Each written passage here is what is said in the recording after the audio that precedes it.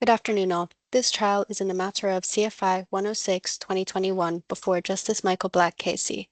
The claimant is represented by DLA Piper Middle East. Lead counsel is Mr. Lord Jonathan Marks Casey. The defendants are represented by Horizons & Co. Law Firm. Lead counsel is Mr. Riaz Hussein Casey. Thank you, Your Honor. Thank you. Right. You've seen, I think, the order of witnesses that I should like to hear today. Are there any housekeeping matters before we start? I don't think so. The first witness that I propose to call is Mr. Florian, and I know he's grateful for you fitting him in first because he has another commitment later. Yes, I understand that. Mr. Hussein, any housekeeping matters?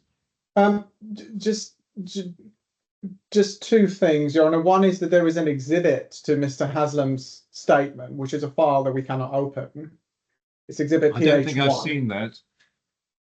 So if I can assist you, Terez, if we can go to the post, the file marked post. So we go to the electronic bundle, please. And then we go to... You want the electronic bundle? Yes, and then we go to post-hearing memorials.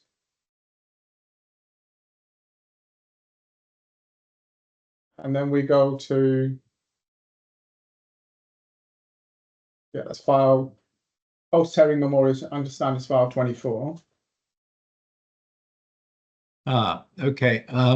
Sorry, you... You'll have to bear with me. Of course, Your Honor. I'm in PDFs, so Electronic file 24. electronic file 20. Can you go there, please, Terez? And then, Your Honor, once you're there, you need to go into the claimants folder. Yes, I'm sorry, I don't have the 24. It doesn't seem to reach me. Right, so it's probably worth making sure you have access. Essentially, everything that's been submitted, our memorial and defendant's memorial. Yes, I have all of that. I have all of that. How do you have that? Do you have that in a PDF? No, I made up a file of my own separately with everything as it came in and took it off the court file. Okay, so if you can access the first witness, the folder marked first witness statement of Paul Haslam, I don't know if you... Yes, I only have the first statement as a freestanding PDF. I don't have what's meant to be with it. Okay, it's easier to look at it electronically anyway. So if you look at the screen, Terez, if you can open the first witness statement folder.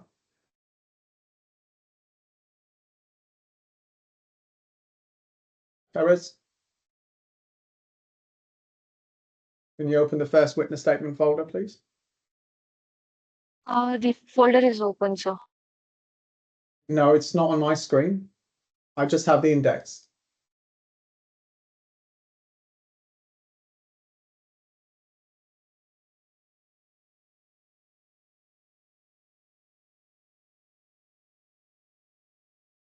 Can you see screen now? Just bear with us. Your connection seems to be... Yeah, I need you to go to the folder, please. Not the actual... Bear with me, I'm sorry.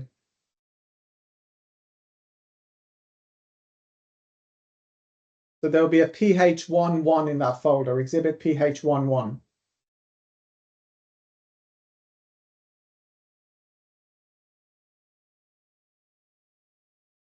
Can you just show us the index to that folder once you open that folder, the contents of it, please?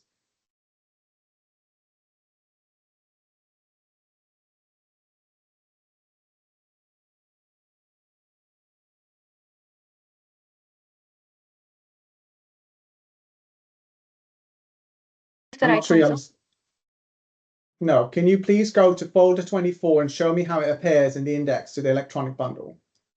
And then go within that to claimants. I need to see on the screen. 24. Yes, please, because the judge doesn't have it. Yes, the All right. only thing that I have, I'm looking at the court file. Court file. Okay, so just pause there. And if you now open first the folder marked first witness statement of Paul Haslam. I'm sorry to cut across you, Judge. I just don't want to lose it while we have it straight. No, that's fine. So, Terrace, can you just please open the folder? I need to see the folder contents. First witness statement of Paul Haslam.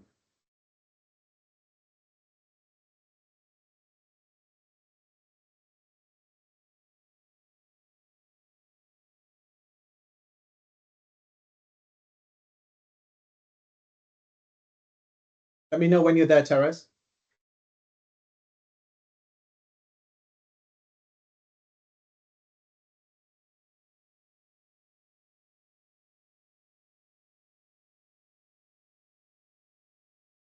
No, the folder, not the actual witness statement, Terrace. Is it a difficulty? There you go. Now, can you open PH11? That's the exhibit. PH11. We keep losing you, Terrace.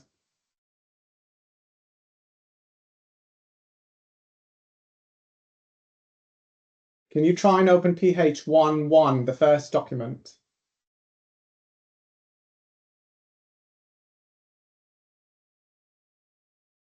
Yeah, now can you try and open this document, please?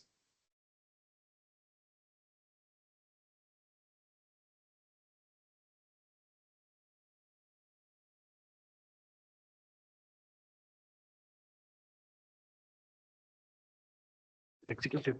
Sir, it's an executive file, so we don't have access to open that. Thank you. So, Judge, what you see is a document which has 16 kilobytes, but suggests that it's nearly empty. It's said to be a CATIA file. We can't open it because we have not been given it in a way that it can be opened. We wrote to, just stay there, please, Terrace, thank you. We wrote to DLA, and said, can you please send it to us in a form that is legible? We've got a somewhat curt response back saying, well, use your CATIA software to open it. That's not very helpful. Horizons doesn't have CATIA software, neither do I, neither does the court. So we have an exhibit that the witness talks about that we can't open. Well, it's actually odder than that, because when I look at the court file, Mr. Haslam's witness statement is all that's filed. There's an index of exhibits on the court file. So PH11 Museum of the Future panelization. I see that as an egg in the index.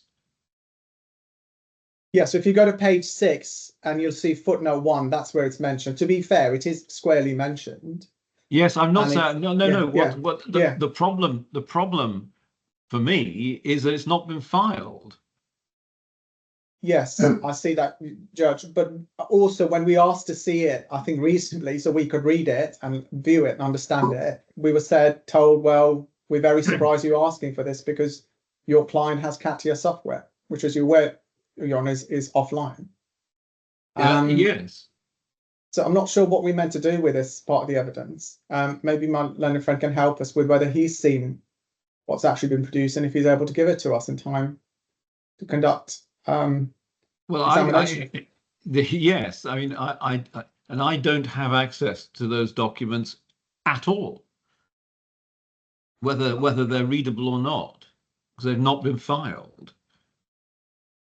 Yes, Your Honour, I'll wait for my learned friend to assist. 2 points. The first is that we have been unable to open H11. Nobody without CAT software can open 1.1, and Mr. Florian hasn't been able so far to open 1.1, though he can be asked about it. And the significance of PH11 is only for the moment the existence of the file on the 14th of December 2015, as mentioned in the witness statement of paragraph 22, and as being an exhibit. I do not seek to read into the evidence anything more than is there, which is that Exhibit 1.1 is simply an index showing the CAT reference, and that is a CAT file. And Mr. Haslam can be asked about that. At the moment, nobody has been able to open that file. Whether that improves during the course of the day because Mr. Florian has been making an effort or not, to open it, I don't know, but he can be asked about that. The second question is about whether or not the exhibits have been filed. I understood that they'd all been filed electronically, and it looks as if Mr. Hussain has seen them. And indeed, when we looked at the index to the first witness statement of Paul Haslam with the in the electronic bundle PH11 to PH14, I understood that all of those were on the electronic bundle and had therefore been filed. If my instructing solicitors are able to give any further information, I'm not sure, but certainly they can be opened now on the electronic bundle by Teres, because we saw the index a moment or two ago. Yes, I just want to know where I can find them. Well, I think part of the problem appears to be that in taking off the PDF, you've been able to take off the witness statement, and it appears that you haven't had access to the electronic bundle because they are in the electronic bundle. Well, we say the electronic bundle. Yeah. What do you mean by the electronic bundle? I have the trial court bundle on the court file, and Yes. then I have the additional filings. Yes. And has Your Honour not been provided with a USB for all the electronic documents so that when you need to go to? Yes, I had. I was at trial. I was after the trial, but it's not been updated for this. So I have access to what's been filed on the 20th of November. And what was filed on the 20th of November was claimant's responsive supplemental memorial, first witness statement, the joint experts report, and an index. That's all that was filed by your clients on that date. No exhibits. Your Honour, the exhibits are certainly on the USB, which I have. Yes, well, I don't have that. A mistake that you haven't been provided with that. And I am 3,500 miles away from your USB. Indeed, you are. But it's all I can say is at this moment it's on the Teres electronic bundle because we saw the index to that a moment or two ago. Now I'm getting some. We may be able to. I may be able to access it by email. Hold on. Your Honour, if it would help, the documents attached to the witness statement could not be uploaded to the DIFC court portal because it cannot take those documents. We were advised by the registry to submit them in an alternative means, which is why they're in the Teres folder. And there is a link that we've shared with the registry in advance of the hearing. And perhaps the registrar could share that link with Your Honour, because that's now being shared, I think. It's asking me to enter an email.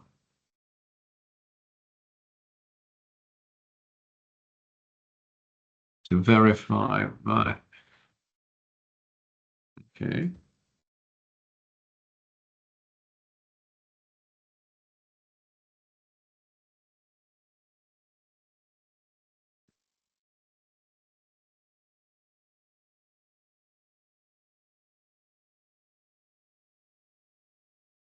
It doesn't like my email address. Try again.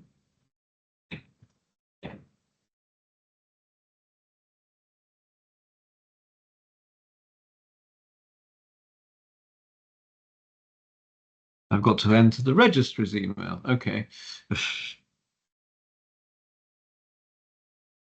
What's the registry email? Registry at DAC. Cool.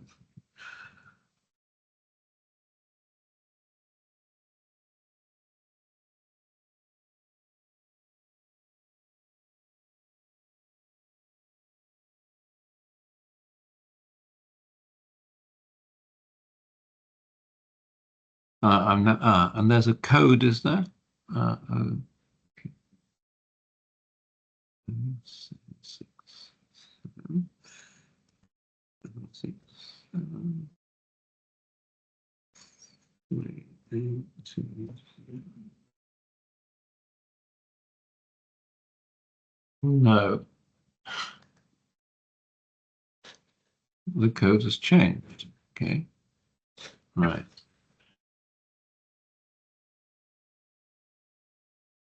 One, 3, 5, 6.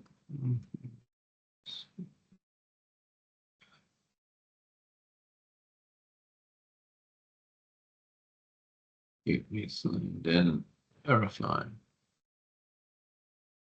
There we go. Good. Okay. I now have full access to the updated version.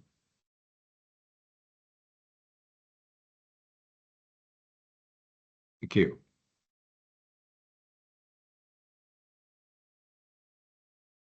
So, Mr. Zhang, what do you want to do? Well, there's an exhibit that no one has seen or is able to see. I'll make submissions on what use or can be made of that exhibit, but my learned friend is not seeking to actually produce the exhibit, other than say that there is an index somewhere that has these words. Yes, it's not very satisfactory, is it? But that's fine. As long as there's no suggestion that there is a file that anyone has seen that contains any panelization beyond just this entry into an index, I'll deal with that case. Yeah, well, we'll have to do what we can. Yes, if it transpires that it can be opened by anyone and there's a file that contains meaningful information that we can decipher, then of course that will happen. But at the moment, we're stuck with the position that Mr. Hussain has just accepted. Well, it's not very satisfactory, is it really? Of course not. But the CAT files are a problem because they cannot be opened by us. Well, we don't accept that there is a CAT file. My learned friend is unable to say that. All he's seen is an index of some document that no one can open. But we'll leave that where it is.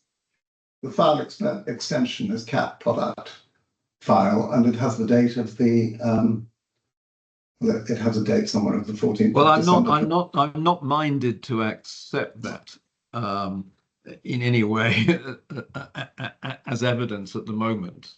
It's just a registry entry. It doesn't tell us what the file is.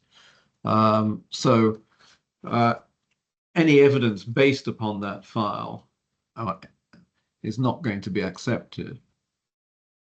But without opening that file and seeing what it is. You're on hear from Mr. Houseman and hear what he says about it.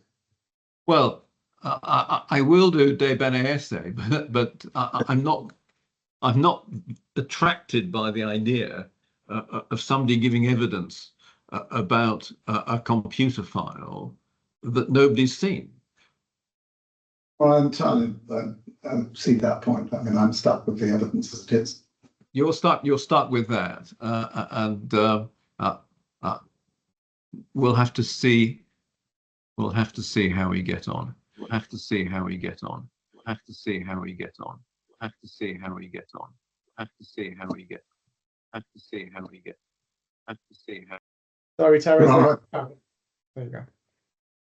You were being repeated several times rather than saying you have to. Well, there you go. That's better than double underlining, isn't it? Yes. Shall I then proceed to call Mr. Florian? Yes, I think so.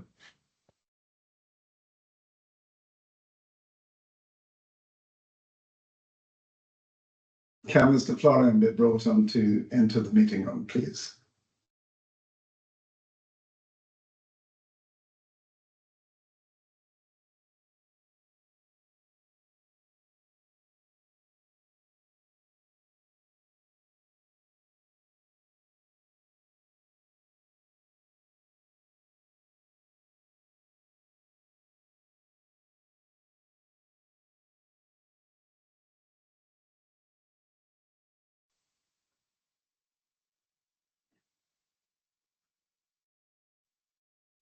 Good morning, Your Honor.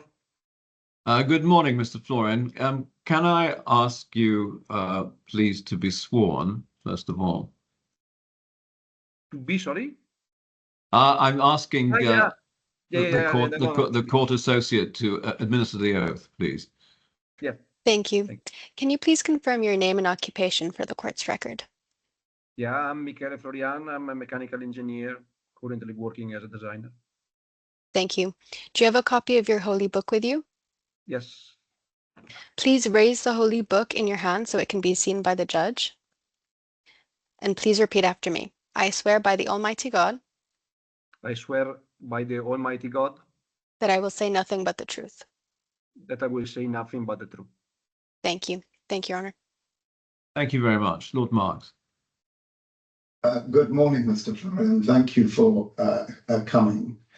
I want to take you, please, to your joint statement with Marina Kinderlam, dated the 20th of November 2024.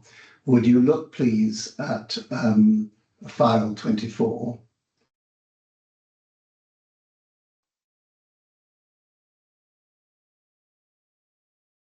And then go to claimant, please, Terrace.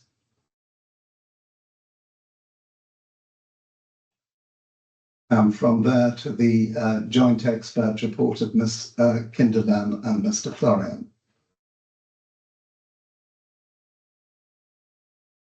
And click on the joint expert report. And would you then go to the first page of that? Rather than the opening passage, please. So the next page. Is that the introduction to your joint report? Yes, it is.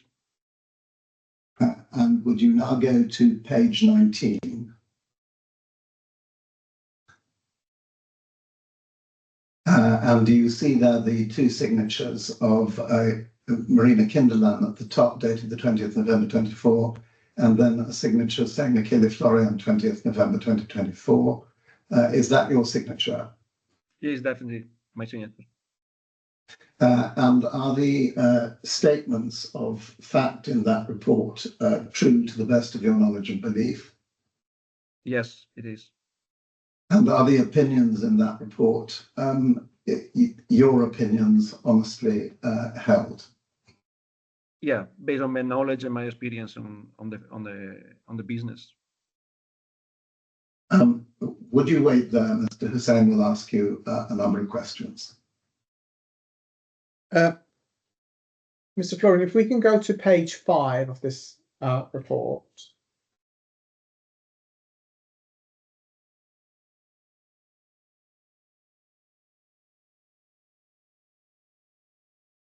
Paragraph 1.4, you refer to instructions. And it says the experts are instructed to prepare an expert report containing a comprehensive review of information gathered during the CATIA model inspection. When were you instructed to prepare a report? Was it before or after you attended the inspection on the 11th of November? Actually, it was a consequence of the visit by Affan facility, so it was part of the task. When were you actually told that you were expected to write a report? Was it before or after you visited the facility? Yeah, before, because they say we will gather the information and then we will fill up a joint report with Marina. What were you asked to write the report on?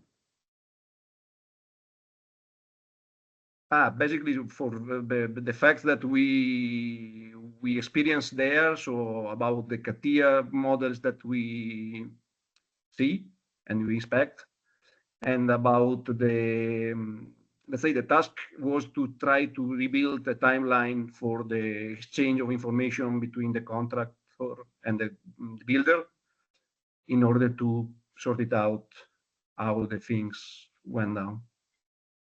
And how were you given that task? Was there something in writing telling you what you were expected to do? No, I guess that it was mainly vocal instruction. I mean, were you made aware of the issues in this case with regards to penalization, or were you just simply asked to look for and help open CATIA models? They give me the very general picture, stating that there is a claim from the builder, the constructor, about again exchanging of information between them and the main contractor that get to some issue eventually. So, for example, if we look at page 9,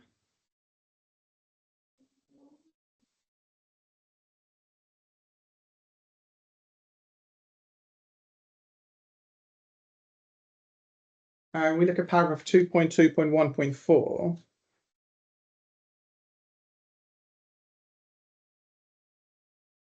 there's in addition, in Mr. Florian's expert opinion, the models included at pages 916 and 917 of the combined bundle appear to be CATIA models, although these likely were imported from another software platform. When were you asked to look at, sorry, bear with me.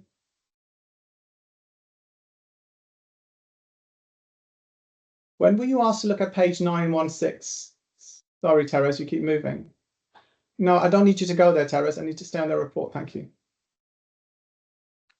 I was shown the picture. Sorry, let me just finish. Just pause a minute. Let me finish the question. Just to help you. When were you asked to look at page 916 and 917 of the combined bundle? I guess the picture was shown to me on the meeting before our visit to the facility. So you were asked to do. Sorry, finish your answer, please. Yeah, when I was in Dubai for the visit in the morning, we met in the office, and they showed me these pictures. So were you asked to do stuff other than assist with the inspection, such as looking at and opining on page 916 and 917 of the combined bundle? Yeah, I guess that one was part of, they were briefing me about the task, and so they show me also some other documents that they have available, and they asked my opinion about that. What else did they ask your opinion about, Mr. Florian? Oh, we take a general look to the information that we have, and they somehow ask me which is the normal business procedure on this kind of project, because as you know, or better, I'm telling you now, I was in the business for 20 years, and I was exactly doing this kind of job. So I was every time involved in very complicated building with the complicated geometry. And then I was the manager of CATIA, so doing the job, training the people to learn. And then I was exactly the people, Yeah, I'm not asking about your CV, Mr. Florian. I'm just trying to understand. So you were asked to do tasks other than assist with the inspection. That's fair, isn't it? Because page 916 and 917 of the combined bundle has nothing to do with the inspection. They have nothing to do with the inspection, right? But it was to give a full picture of what's going on and what was the things. So they used my experience to have some information on my opinion. Okay.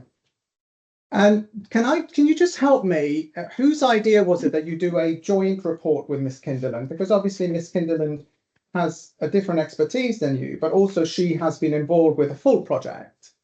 So whose idea was that you do a joint report? Vind ik ook prima, I als was dat de instructie wordt. Sorry, go ahead. But basically, I was contacted by Miss Marina, because she lacks the expertise on CATIA specifically. So she knows very well 3D, but she's using other software. So being that the topic was to open and investigate CATIA files, they get to know my knowledge about that. And so they ask me if I can support on that part. But whose idea was it that you write a joint report rather than separate reports? But I guess it's Marina one, because she's more experienced on this kind of things. She's the consultant per se. I'm a technician, so I'm not very used to this kind of things. So she wrote down, and then we exchange a draft, and then we come out with a combined document. Can you be shown, please, Terrace, help me. I'm looking at the transcript of day 7, page 15, page 15. Transcript day 7, page 15. Bear with me, Mr. Florian.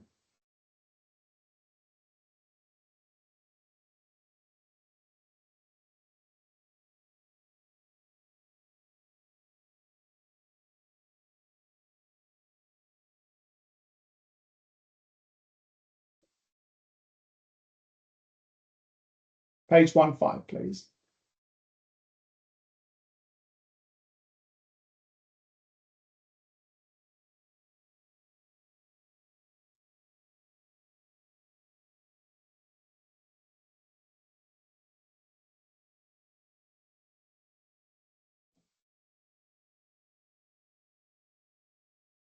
Was that day 7?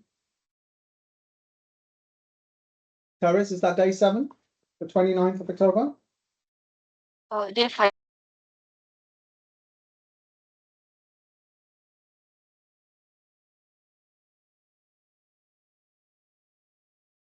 Go to 29th October, please, at day 15. Page 15, sorry.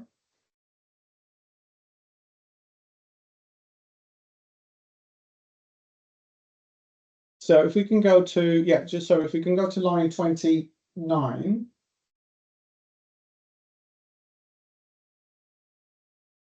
This is what the judge ordered for the inspection. He says, as far as this application is concerned, it also looks like Mr. Hussain is saying, well, you can trace through the development to the 8th of March.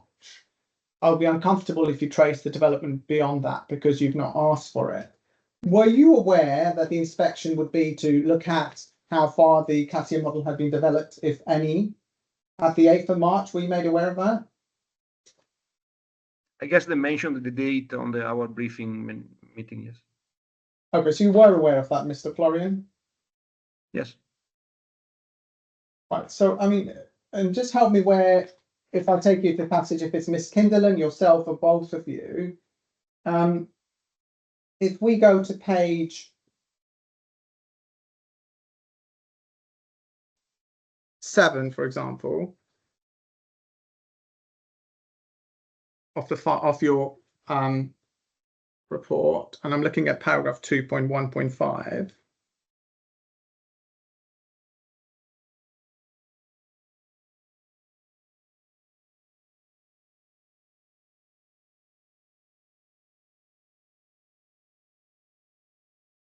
You say that the folders you were given lacked structure and organization, neither contained a final or complete model, and you repeatedly say that you don't seem to have full or final panelization.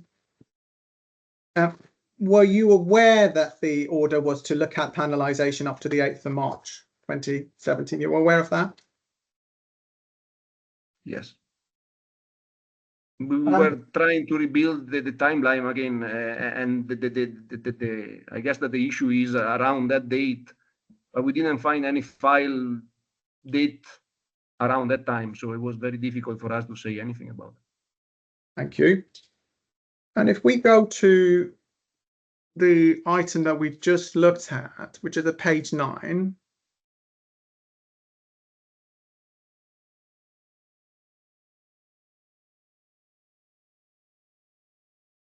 page 9, paragraph 2.2.1.4, you told me you were asked to look at the combined bundle at page 916 and 917.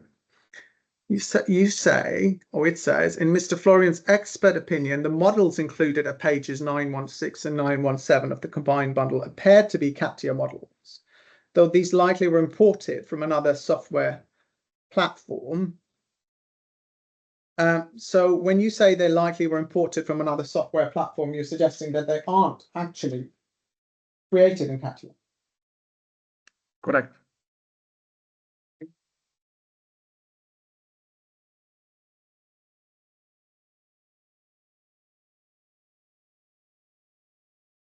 Nothing further, Mr. Florian. Thank you. Welcome.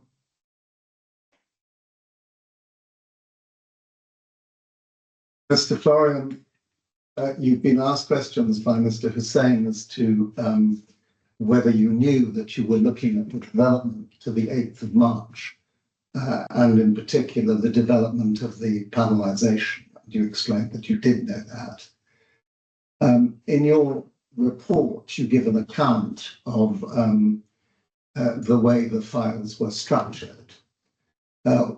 Was there anything in the model that, or in the files that you were shown, that enabled you to form a conclusion about the development of the panelisation or about the timeline?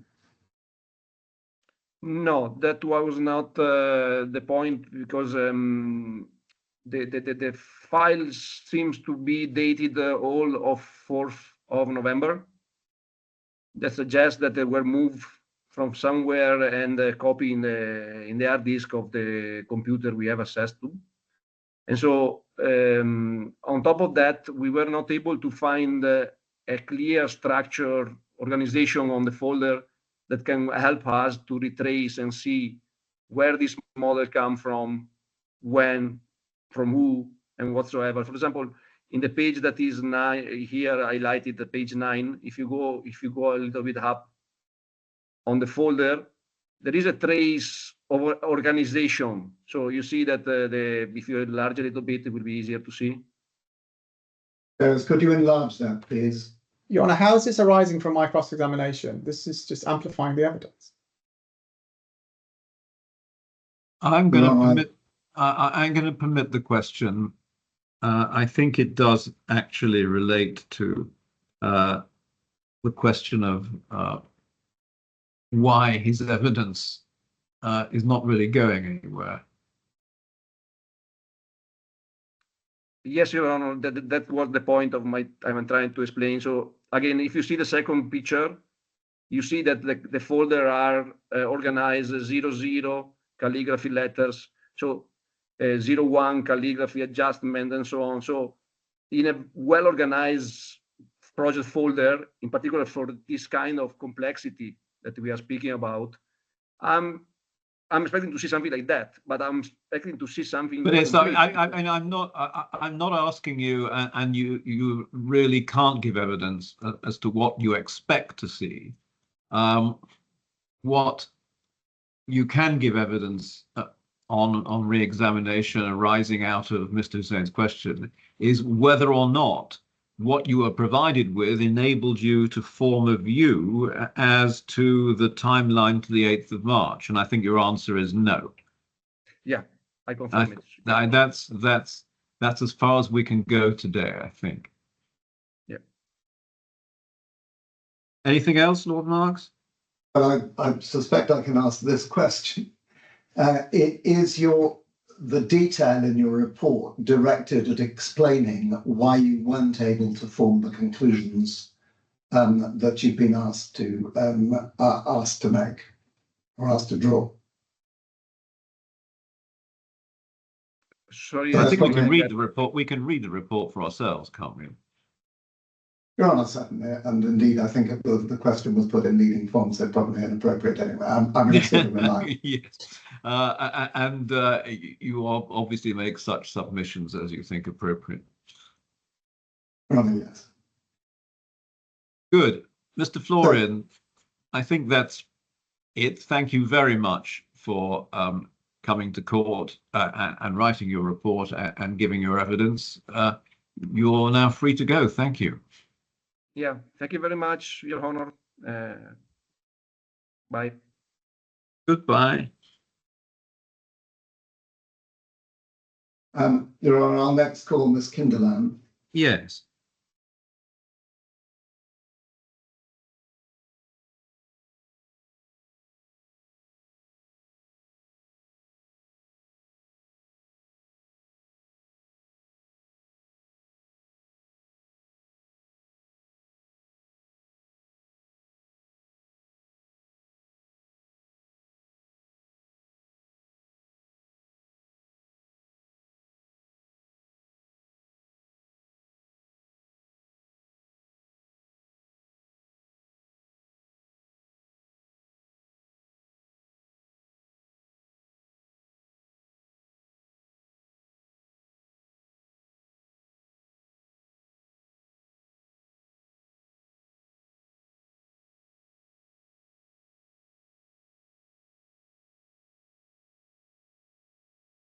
Good afternoon, Ms. Kinderland. Can I please ask you to turn your camera and microphone on? Good afternoon. Can you hear me? Yes. Yes, we can. I don't think it's necessary to re-swear Ms. Kinderland unless anybody insists.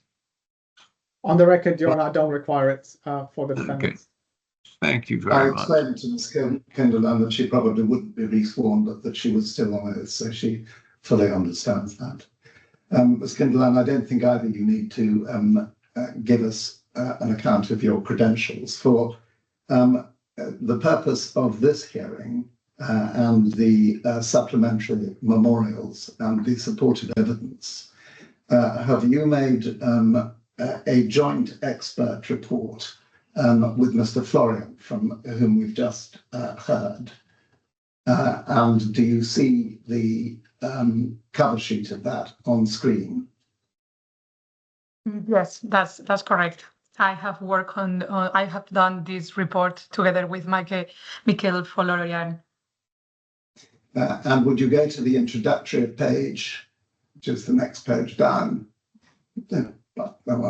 Is that the introductory page that you've given account of the inspection and introduced the report?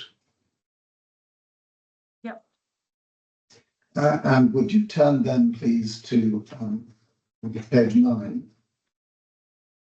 Page 19, I'm so sorry.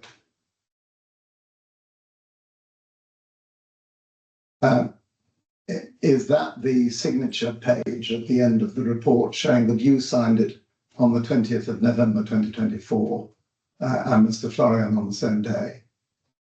Correct. Yes, it is. And as far as there are statements of fact in the report, are those statements of fact true to the best of your knowledge and belief? Yes, I didn't hear that answer, Ms. Kinderland. Could you repeat it, please? they are facts as far as I understand. Yeah. And insofar as the report contains statements of your opinion, are those opinions your honestly held opinions in the light of your experience? Yes, they are. Ms. Kinderland, would you wait there? You'll be asked some more questions by Mr. Hussain. I'm sorry, I need to introduce another report. Could you please look at in file 24, claimant?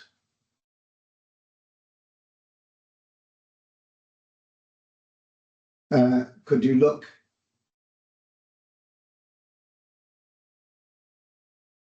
at the third expert report of Marina Kinderland? Is that a further report that you prepared for the supplementary memorial? Yes, it is. Would you go please to the signature page of that on the last page? Is that your signature with a statement of compliance and truth? Yes, it is. And the statement of compliance and truth confirms the point about fact and the point about your opinions in similar form. And did you sign it on that day? Yes, that's correct. And is that statement of compliance and truth true?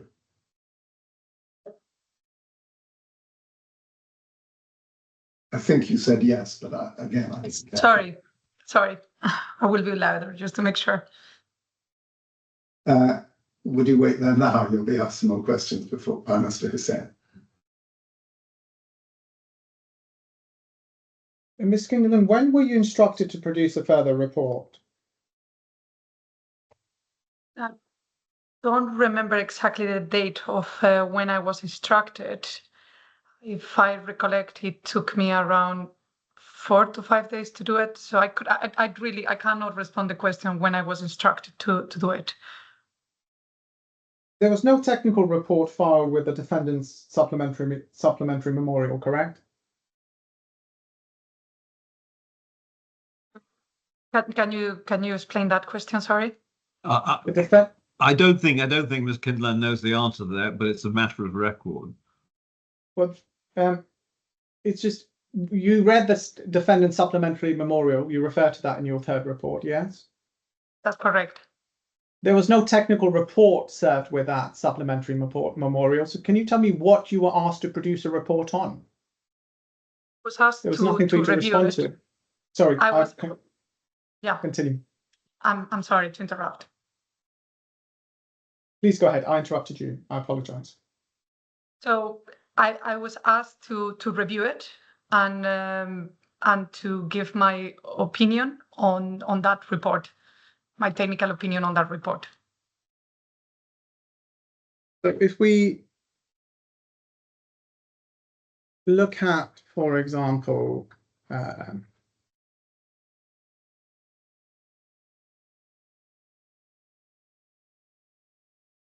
with me.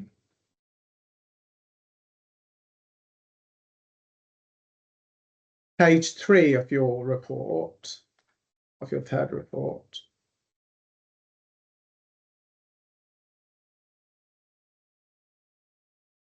Paragraph 2.1, you say I've summarized key points from my presentation on the 25th of October 24, and then you repeat at some length your presentation, which you were cross-examined on. So you didn't seek to limit your report to evidence you had not yet given. You repeated your old evidence. Is that right? Right, because I thought it will help to respond or to clarify some of the points that I was going to bring after during my report. It was just for clarity. Right. And you accept, as you did in cross-examination, that as far as questions of fact are concerned, as in who instructed the panelization, and that is ultimately not a matter for your expertise, correct? That's correct. You go again in your report through the meeting minutes and make various inferences from them. But did you read in the supplementary memorial from the defendants the quite elaborate quotations from CCN Treble 2? Did you read that?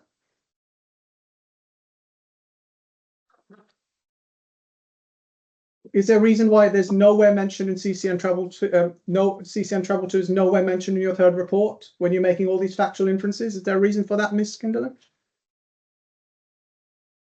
The reason is for my technical report, I based the whole analysis on transmittals, meeting minutes that happened during the design of the panelization development. That report was produced after, so in my technical opinion, that is not what I should be looking at. I've been more focused. You refer to the meeting minutes in some detail and give factual inferences that you make as to what was said in the meetings, yes? Meeting minutes, yes, as part of the transmittal, yes, official meeting minutes, correct. So what BAM itself was saying in CCN Treble 2 about what was said at the minutes is also relevant, at the meetings is also relevant, isn't it? There's no suggestion that's untruthful. Not saying that. I'm just saying that I'm focusing on the meeting minutes. That is an official document for me, and it's something that it was happening during the panelization process. The CNN is something that BAM wrote, and I don't have the full picture. So as a technical expert, I focus on that period of the panelization and what happened during that time. We can look at, spare with me, page 12 of your report.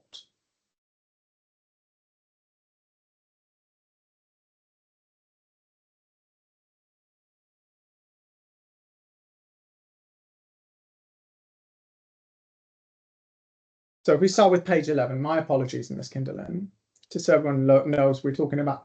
So you talk about what the document that appears at tab 15 of the new documents. If we scroll down to 2.1.6.4. So you talk about this document, yes? I'll call it the tab 15 model, yes? Okay? Yeah.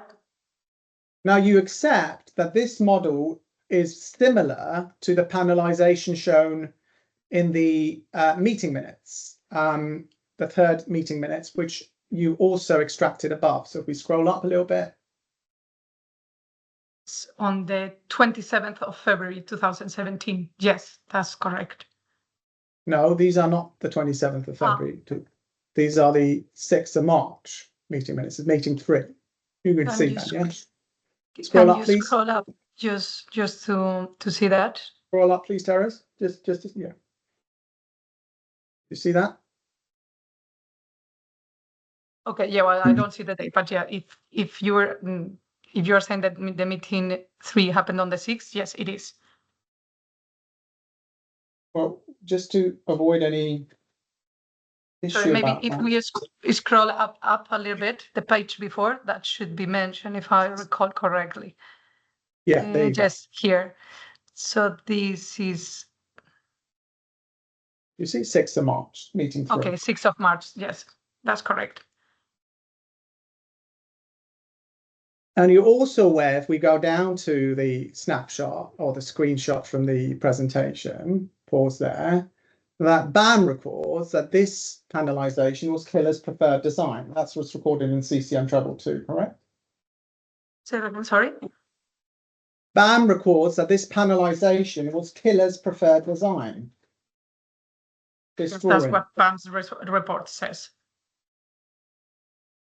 We then look at tab 15, which you've extracted a 2.1.6.4, which is essentially, with some corrections, the same panelization presented at the workshop.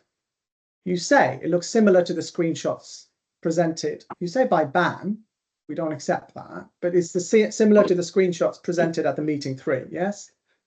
We've established that. That's correct. And you then say, if we go down the page, somewhat surprisingly for me, you say, I cannot see how this model, this tab 15 model, is helpful to analysing the development of the panelization because of the lack of supporting information as to its origins and creator, the absence of this model in any folders or correspondence I've reviewed, the lack of traceability regarding its original creation. But the model itself is headed KLD, which would suggest that it was produced by Killer Design, wouldn't it? That's not correct. The name of the model, includes KLD, but that doesn't mean that this panelization has been produced by them. And I don't have a recall of who sent this model, this specific model. There is no information, there is no traceability of it. So anyone could have opened that the model with that number, do the panelization, and present it. So I'm not saying who did it. I just don't know who did it. I don't know when it was produced. I don't have any information about that model. All the other models that I'm using for the analysis are part of transmittals. So as an expert, I just can't focus on those ones. This one hasn't been provided to me, as per my knowledge, for an analysis. I don't know who produced it, and I don't know the date of it. It just came to me prior the court as the tab 15. That was the first time that I saw it. Right, but you accept, sorry, if we go back a page, that the panelization, you just pause there, is nearly identical to the panelization presented at the meeting number 3. I mean, that's obvious. Similar. It looks similar, yeah. But we don't know who created and when. Well, the ones we above, say You're aware that the factual evidence is that this was created by Killer as its preferred design. The screenshot above from the meeting minutes. It doesn't say that it's created by Killer. It says that it's Killer's preferred design, which, as per my understanding, that doesn't mean that they have created. That means that is their preferred design. Who developed that is not part of my knowledge. And if we go to the joint report that you prepared, just staying on this point, the joint report that you prepared with Mr. Florian.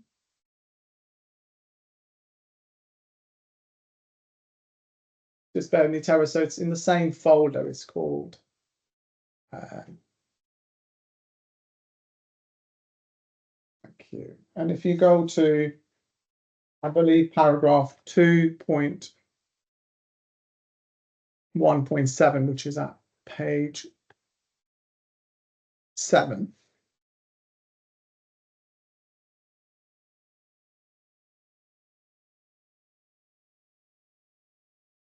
You and Mr. Florian, when you were doing your inspection,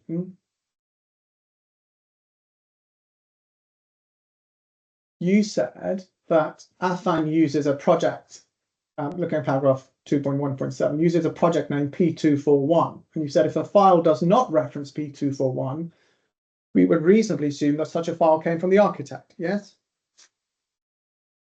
Yes.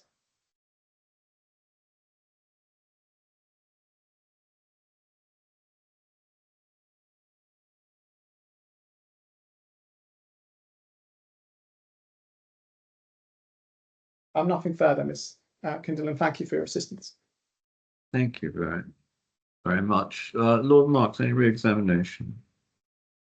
Yes, just one point. Ms. Kindle, you were asked by Mr. Hussain questions about tab 15, and you explained that the fact that it might have been described as Killer's preferred design and was on a had a name that included the initials KLD, didn't tell you who created it. And you expressed some doubt about that. Would you look, please, in your report at paragraph 2.1.6.5? Just a little bit down from that. And looking at that, can you explain what led to your concern about the origin of tab 15?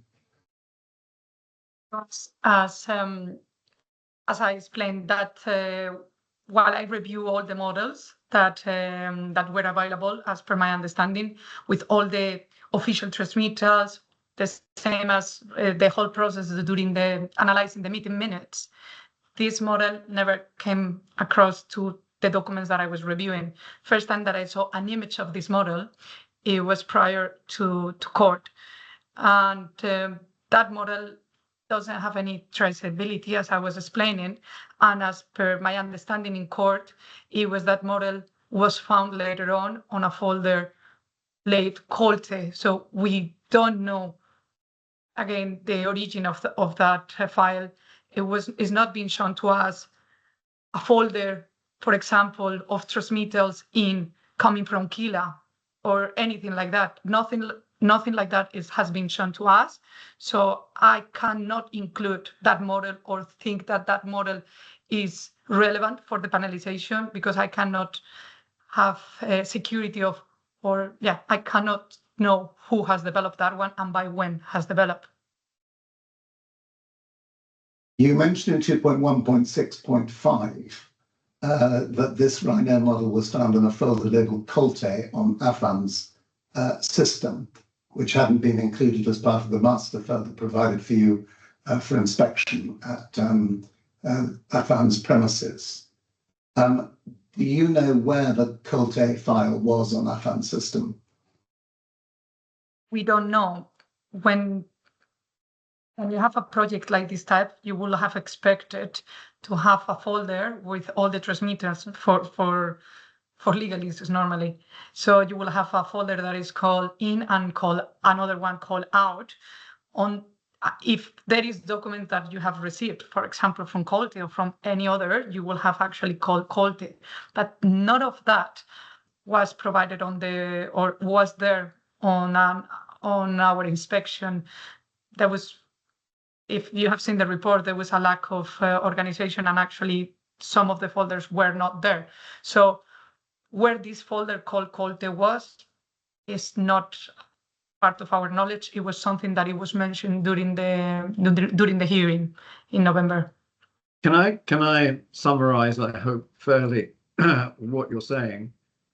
Essentially, what you're saying is you can't say one way or the other whether tab 15 is relevant to the panelization or not. Because I don't know where is this model coming from. No, so you can't say. Correct. Okay, thank you.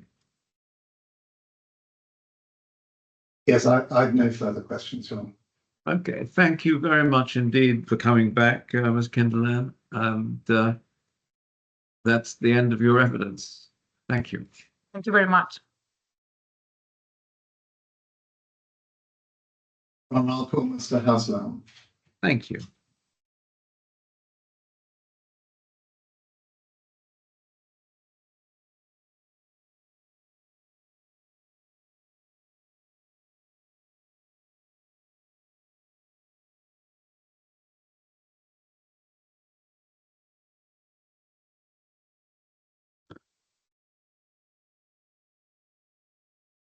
Good morning or good afternoon, Mr. Haslam, depending where you are.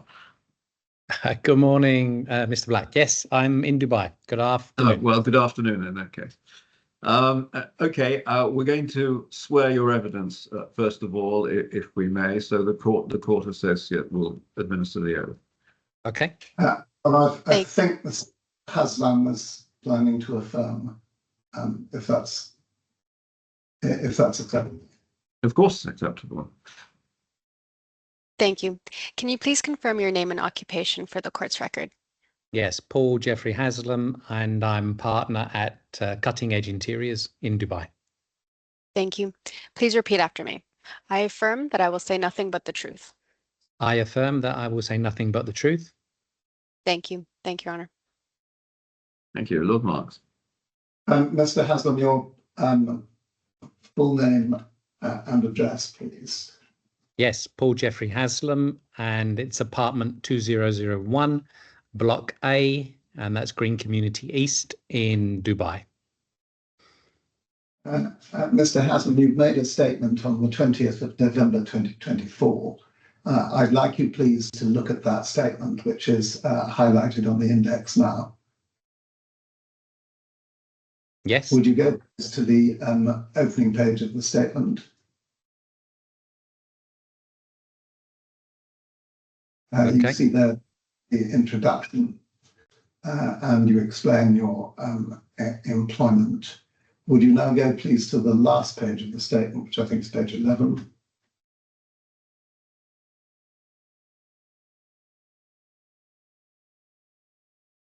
Oh, it's page 10. And do you see there your signature?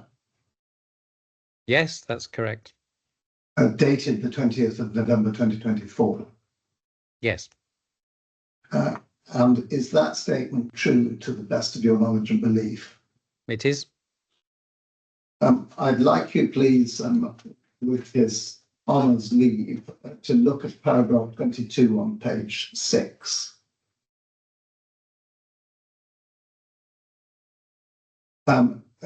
In that paragraph, you say, accordingly, Affan began preparing surface models using CATIA in 2015, as shown by the attached CATIA file dated 14 December 2015, and there's a cross-reference to exhibit PH1-1. We've had a look at what the exhibit shows, and it just effectively shows a label for that exhibit. Have you tried to open or to have opened PH1-1? No, I don't have CATIA to do that. Mr. Haslam, can I just ask you this?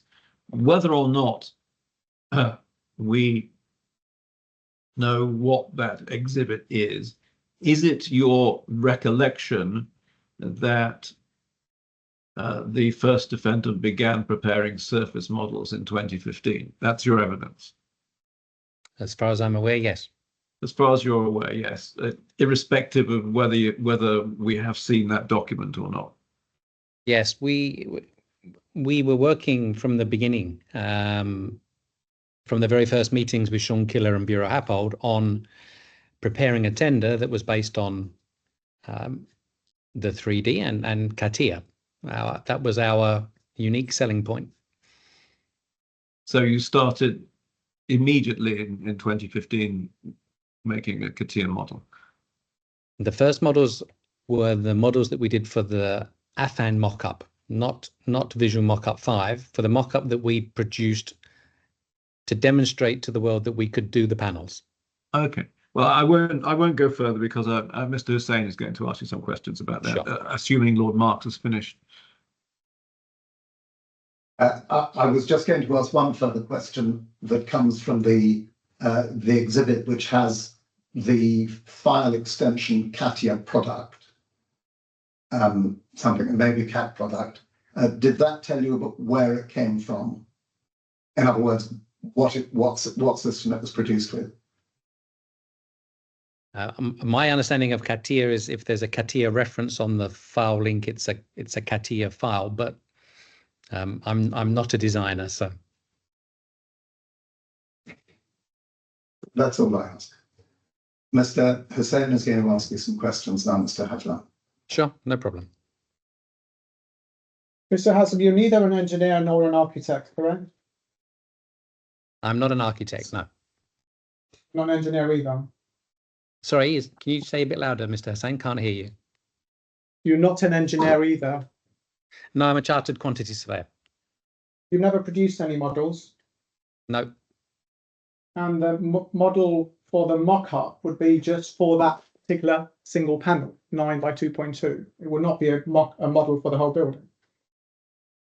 For the first mock-up that we did in Affan, we did 4 panels.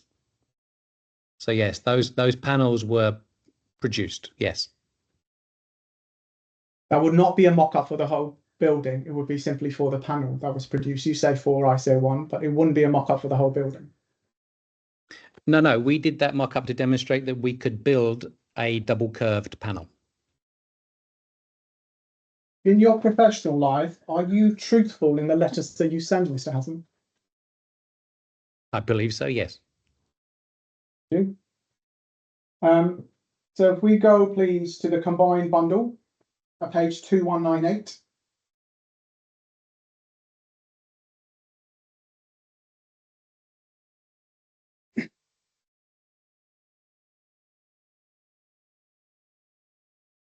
The letter dated the 26th of March 2018. It's addressed to Mr. Fares. And if we go to page 2200, please.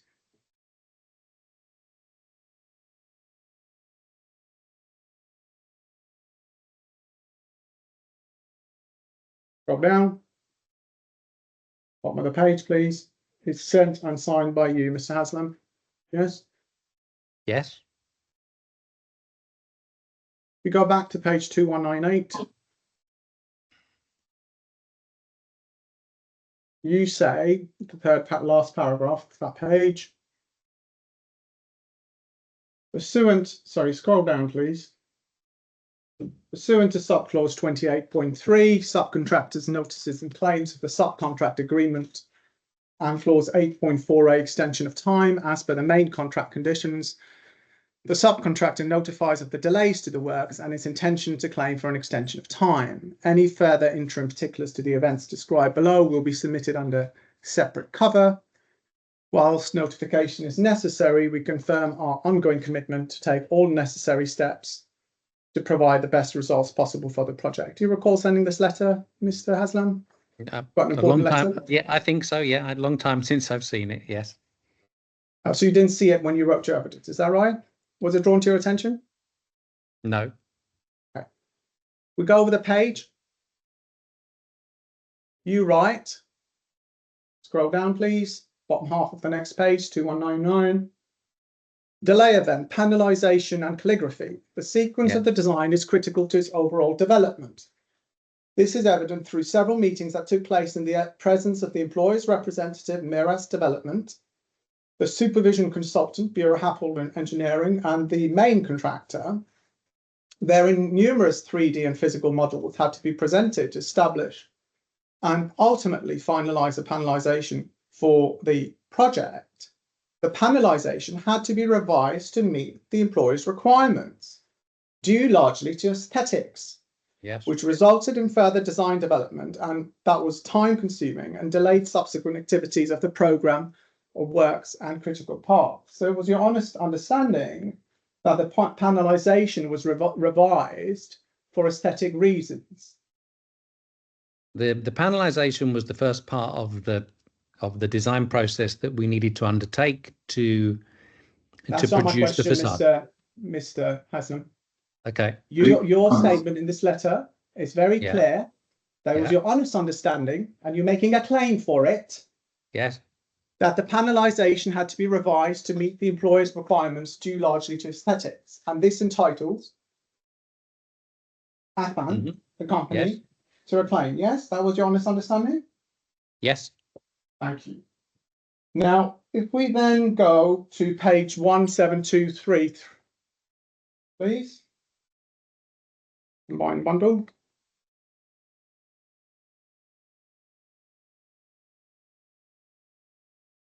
The letter dated the 29th of October 2018. If you scroll down, please, Therese. It's sent and signed by you. It's headed costs associated with design betterment and panel aesthetics. Yes. Further to a letter dated the 11th of October of 2018, in respect of the above, we have now compiled our initial assessment of the forecast costs to complete the facade production and installation. This document is prepared based upon the time and materials taken to complete the first 100 number panels, and we acknowledge it identifies a significant increase above the contract sum agreed. As to the next steps, we would be very happy to review the numbers in detail with your commercial team to validate the increase to the forecast prior to an eventual submission to the employer. You remember this, of course, it was an important claim. Yes. Were you shown this before writing your witness evidence? No. Okay. So we go to the next page, 1724 of your letter. You send a price comparison between the IFC base offer, so the offer, the design offer, based on the issue for construction drawings, and the amount as per final approved. And we'll see that you are submitting, if we scroll down, and sorry, can we just zoom in? Pause there. Tara, zoom in so Mr. Haslam can actually read that. Mr. Haslam, my apologies. I'm reading off a PDF, so you might not be able to see it. Can we go to the top of the file, please, Therese? And if you can highlight the grey row on top, just help me if you can read that, Mr. Sorry, make that larger, please. Not highlight, but make it larger. And larger. Do you see that? So what you've presented is an amount as per the IFC issued for construction base offer. Do you recall that, Mr. Haslam?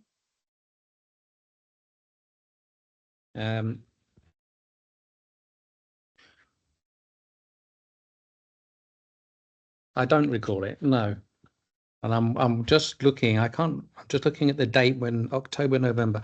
Okay, so yeah, because I left the business in November. I'm just questioning this.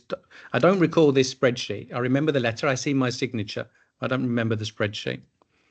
But surely you recall putting in a claim for over 100 million dirhams, Mr. Haslam. You do recall that, yes? We engaged a specialist to prepare our submission. I'm not asking that question. I'm asking you, do you recall Paul Haslam, putting in a claim for a large sum related to the design of the panels? Yes. Yes, you do. Right. Yes. So now let's refresh your memory. So you actually say in your letter that there's an amount as per the IFC base offer, and then you compare that. We go across. Go across, please, Therese. Amount as per final approved. We scroll down. We scroll down, please. You see amount difference And the amount difference being claimed at this stage with 100 panels produced, if we go to the bottom of the page, please, Teres, is 134 million dirhams. We then go to the next page, 1726. This is the description you provide to justify a claim for further money. And we see a 1725, sorry, I'm so sorry, Teres, 1725. The heading panelization. And you say, panelization at IFC stage clearly identifies a single curved 4-meter panel, which is taking support mid-span between the main diagram members. The option of moving to a floor-to-floor span was considered possible and better aesthetically. This led to the introduction of panels up to 18 meters in length with far more complex geometries. The resulting process of developing the panelization became a more aesthetically challenged process. In trying to identify how the lines between panels and between floors could be achieved, this ultimately had to be approved by N25. So you're very clear here, as you were in your letter in March, that the sizing of the panels has been a matter constructed by the employer entitling Affan to significant money, yes? This is the claim that the company were trying to proceed with, yes. And you wouldn't put a claim that you didn't honestly believe in, Mr. Aslam? You wouldn't put your name to it? No. Thank you. That said, the whole of the business was directed by the owner. So whether we agreed with it or not, his was the final say. And when we come to the reasons for leaving the business, that's also something to discuss. Well, not particularly interested in why you left the business, Mr. Haslam. Okay. If we then continue with that file, we go page 1737, just as an example. There's a heading insulation. You say, as the panel sizes have significantly increased, so the method of fixing the insulation has been varied to utilize both acrylic glue and clips. This has resulted in an increase to the consumable costs. So you recall that you presented that the consequences of the panel sizes increasing, the cost consequences, were matters for which Affan was entitled to further payment. Yes, you recall that? Yes.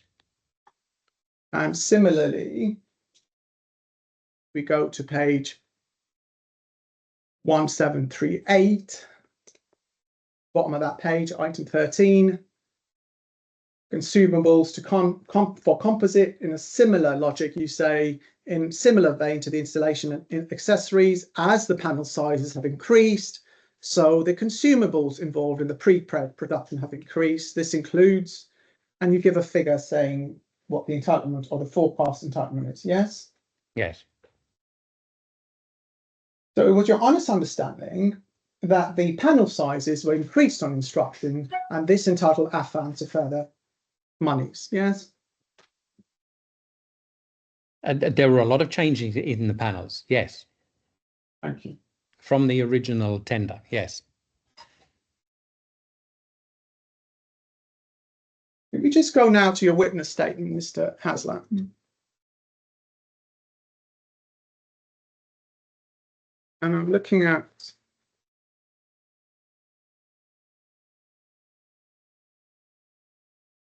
bear with me.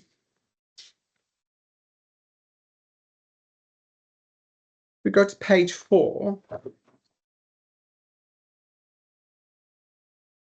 Paragraph 9, you say, on the Monday, the 28th of October, I was contacted by Craig Foster, an ex-employee of BAM, who informed me that the above proceedings were taking place and that the hearing was available to be viewed on YouTube. Was that the first contact you had from BAM or their associates? It was. And how did Mr. Foster contact you? He sent me a WhatsApp. You say, thereafter, I viewed the hearing on YouTube and noted Yes. that I was named a number of times. So how many hours of the hearing roughly did you view? I watched quite a bit. I watched quite a bit of the people that I knew. There were people on the giving statements that I hadn't seen before, but I watched most of Dr. Affan, some of Mr. Dermot's, some of Fernando Morante's. Not all of it, but quite a bit, yes.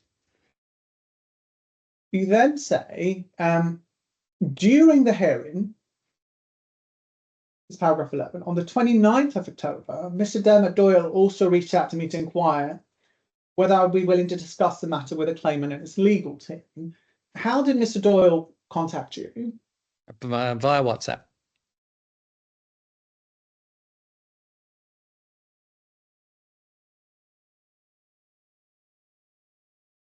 You then say, I confirmed that I was willing and thus met with the claimant's legal team on Wednesday, the 13th of November, 2024. I provide this statement as a result.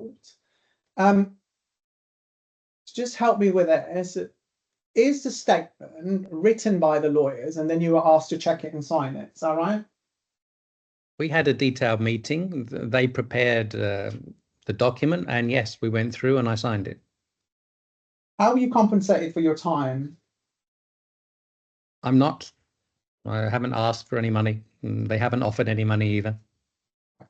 If we look at paragraph 17,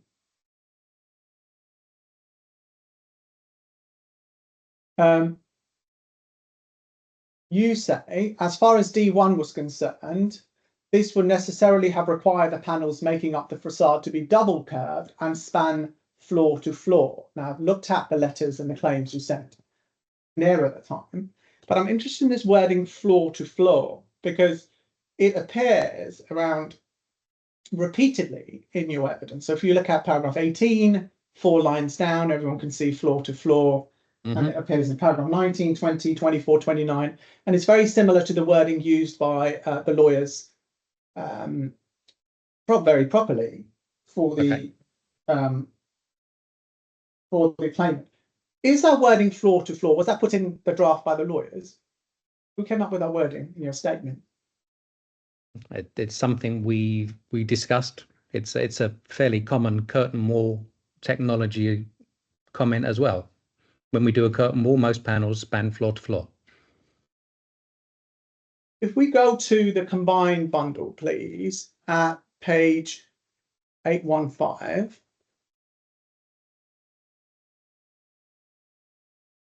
Sorry, bear with me. Page. Just bear with me one moment. 915. Sorry, I should remember this by now. Sorry, Terrace, page 915.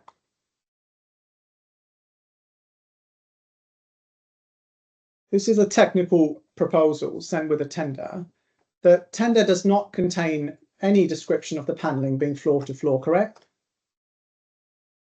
There's a marked up drawing that we did in the tender that shows the panel lines. There's a copy in the technical description of our mock-up, which shows the floor to floor panel. Right. Well, we'll have a dispute about what that shows, but the words floor to floor appear nowhere in the tender, correct? I take your word for it. I don't recall the whole tender.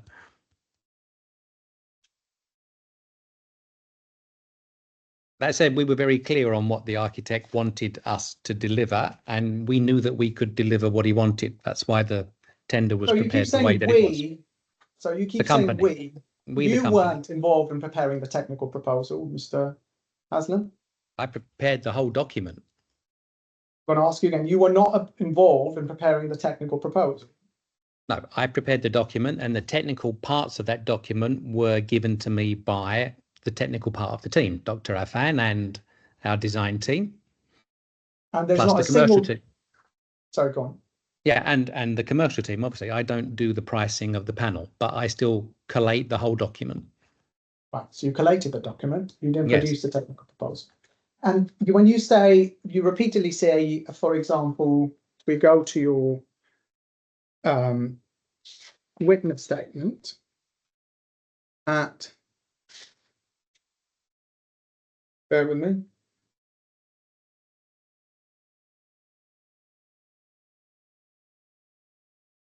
Page 6.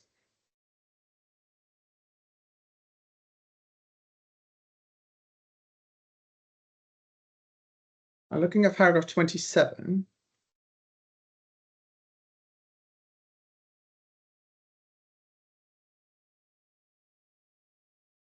You say, at the time of tender, I recollect that D1 considered that it would be required to produce panels likely up to 50 meters long to accommodate the areas of greater curvature, particularly at the top and bottom of the building. Then you say, with that said, I do not believe D1 envisaged manufacturing panels longer than 50 meters at that stage. Only during the detailed design process and with the help of the styrofoam models did the 70-meter panels become a part of that scheme. Who do you understand D1 to be? Dr. Affan. No, Dr. Affan is not D1. D1 is the company. Did you know that? Okay, I take your point. So when you're saying D1 considered that it would be required to produce panels, that's words that the lawyers have used, haven't they? They've written this part of your statement. I take your point, but it's. No, just answer my question. I'm okay. asking you to take a point. The lawyers have written this paragraph for you and asked you to put in your statement, correct? Yes. Because if you thought D1 meant Dr. Affan, you wouldn't say consider that it, you would have said consider that he. So they suggested to you that it would be helpful to their case for you to say this, correct? I can't comment on that, how they decided it. Right. So there is no basis for you to suggest that any of the engineers involved in producing the technical plot of the tender considered that they as human beings considered that panels up to 50 meters long would be required. That's where do you get that from? I was involved in when we put the whole tender together. When we originally looked at this building, we didn't have a solution for the panels at the roof, and we didn't have a solution for the panels that went from the ground floor to the second floor. What we focused on, because as again, this is a curtain wall, we focused on the central areas where there was the most repetition. That said, there's 1,024 panels and they're all different. But the center panels, the 9-meter ones that do span floor to floor, were considered those that were the ones that needed most looking at because that was the largest quantity. We didn't have a solution for the roof and we didn't have a solution for the panels at the bottom. No human being said, thank you. No human being said to you at the time of tender, I anticipate panels of 50 meters. I was involved in a lot of the discussions and we knew there were going to be long panels. I'm going to ask you again. It's a yes or no answer. Did any human being say to you, I anticipate we will need panels up to 50 meters long? If you phrase it like that, no. Thank you. Nothing further, Your Honor. Thank you very much. Lord Marks? Yes, Mr. Haslam, on that point, whether or not any human being said to you, we envisage panels 15 meters long, can you tell His Honour how you came to the conclusion that that was the case? Yes, because we had a surface model. We'd worked with Killer and Bureau Happold for a long time in the development of our solution prior to actually going to the time of when we produced the tender. So we knew the building quite well. We had a very good idea of the panelization that was being proposed, and we knew that there were going to be big panels. Accepted that we didn't have a full designed solution at the time of tender, but we didn't consider that to be an issue. We knew those panels would be resolved during the design process. Coming back to the beginning of your cross-examination, you were asked about the claim that had been put in for greater cost as a result of the panelization changes. And you started to say panelization was the first part of the process. Yes. And Mr. Hussain interrupted you. Can you explain to His Honour what you were trying to say when you were interrupted? To proceed with the full design of the facade, it was important that we first understood where the client and the designers wanted to see the joints in the panels. That process was difficult, particularly for the Miras team to understand from a 3D model on a screen.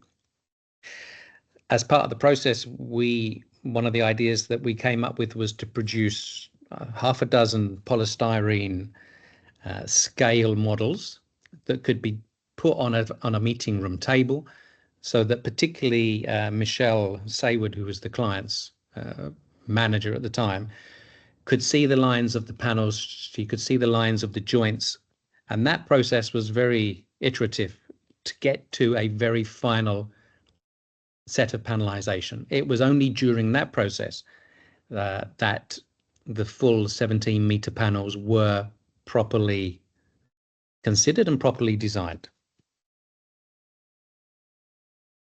A little later in your cross-examination, you were taken to a document relating to the claim at page 1724, I think it is. I don't need to take you to it. But it was put to you that the claim or the letter you were looking at referred to 4-meter panels, and then suggested a change to 9-meter panels spanning floor to floor. Can you explain to His Honour when it was, well, first of all, if it was that 4-meter panels were ever envisaged by Affan, the company? Sorry, that's incorrect. The document refers to 18-meter panels. My learned friend should go to the document, perhaps. This is 1725. 1725. 1725, let's look at that. Yes, so we're discussing the difference between what we put and what we envisaged at tender and what the company were trying to claim as a cost at a much later date. So at the beginning, when we originally designed our tender and our proposal, we knew that the line of least resistance, the line of what the client wanted to see, as in Sean Killer, was minimum number of joints and panels that spanned floor to floor. We didn't propose a 4-meter panel because our only competition at the time was Arabian Profiles. Their panel was a single curve panel that was temporary, that was supported mid-span. That created a huge number of panels extra to the solution that we had. And we knew that we had more chance of being successful on the tender if we could demonstrate the 9-meter double curve panel. And the 9-meter double curve panel, was that attached mid-span, or did that mid-floor, or did that span floor to floor? No, in the general areas that spanned floor to floor.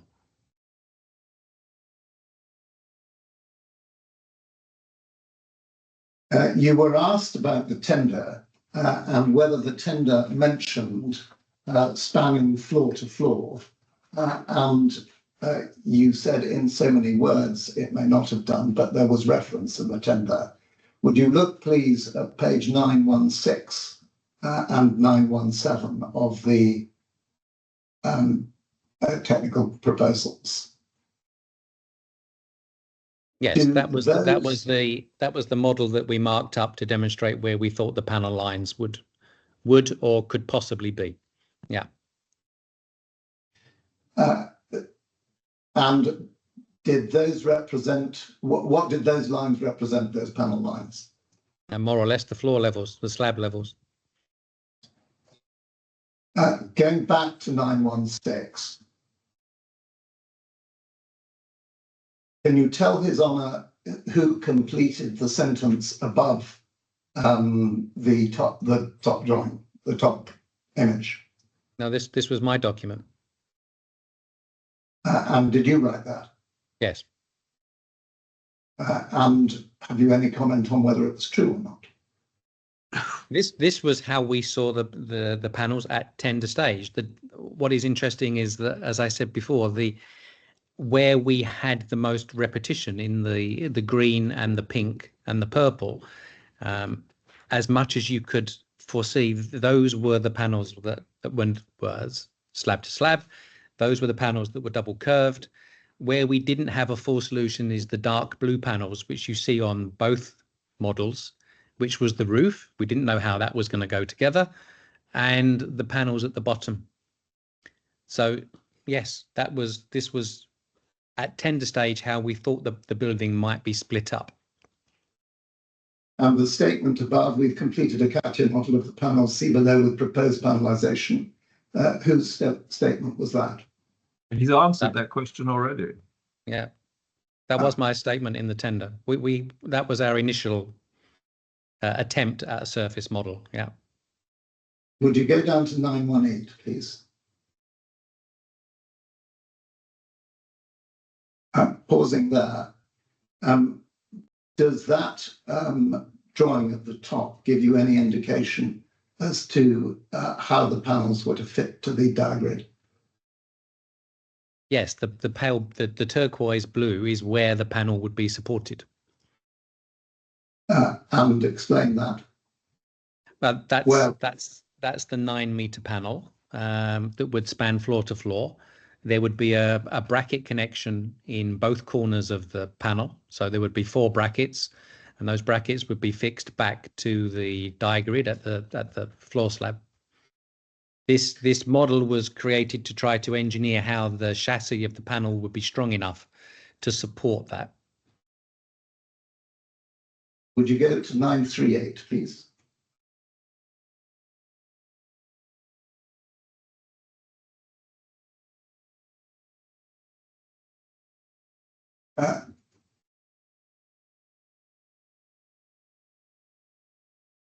Do you see there the reference to envisaging approximately 700 panels?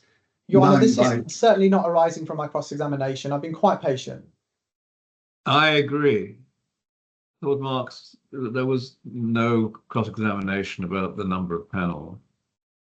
Your Honour, there wasn't a cross-examination about the number of panels. There was cross-examination about whether the tender said that they were going to be spanning floor to floor, and the number of panels is relevant to that. But no, the question was, is the phrase floor to floor used?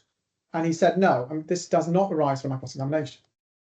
I think that's right. I think the point that Mr. Hussain was making was about the use of the phrase. Well, Your Honour, it was, but the answer was not in so many words, no, as my recollection was going very fast, so I may not have had a complete note. No, but he was making a forensic point about the interaction with the legal team and Mr. Haslam. He wasn't, I think, going beyond that. Well, I think that's probably right, but I've got one more page to look at, and if Mr. Hussain objects to the question. This is an amplification of a new point raised in supplementary memorial. I know what my learned friend is trying to do, which is fair enough, but it's not re-examination. Well, go to your next page and we'll see whether it's as offensive as this one. 943.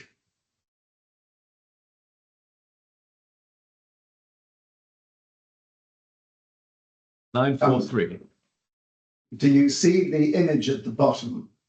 That needs to be blown up.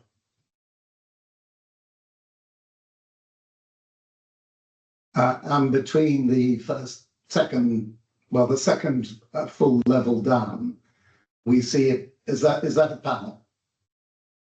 That is the panel, yeah, spanning floor to floor. Well, that's all I see to deduce. It's not in so many words. Thank you very much. Ronald, those are my questions. Thank you. Thank you, Mr. Haslam, for coming to give evidence. We appreciate it. You're free to go. Thank you so much. Thank you. Let's take a 10-minute break, shall we, and come back at, 5 to the hour, 5 to 2 for me. And what's that for you? 5 to 10, isn't it? 5 to 10, yes. Yes. Okay, we'll take a 10-minute break.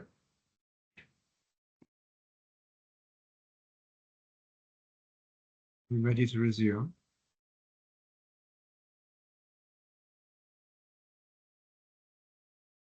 Yes, Your Honour. If I can proceed with calling Dr. Affan.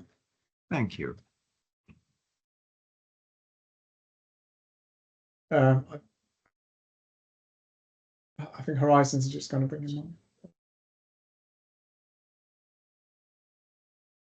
There's no need for him to be resworn, is there? I'm in your hands, Your Honour. Not as far as I'm concerned, Lord Marks. No, I don't mind that. Sorry, I didn't catch what you said. No, Your Honour, I said I don't mind, that's fine. There's no need for Mr. Affan to be resworn.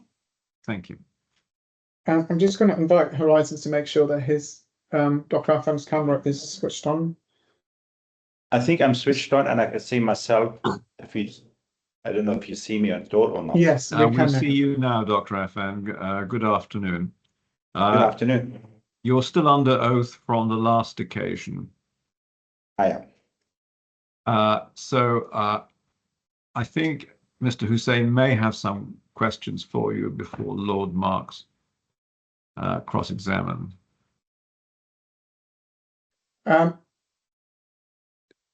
Yes, if I can just swear in the witness statement. So if we can go, please, to file 24, Teres. And in the defendant's folder, there is a document called DAA5.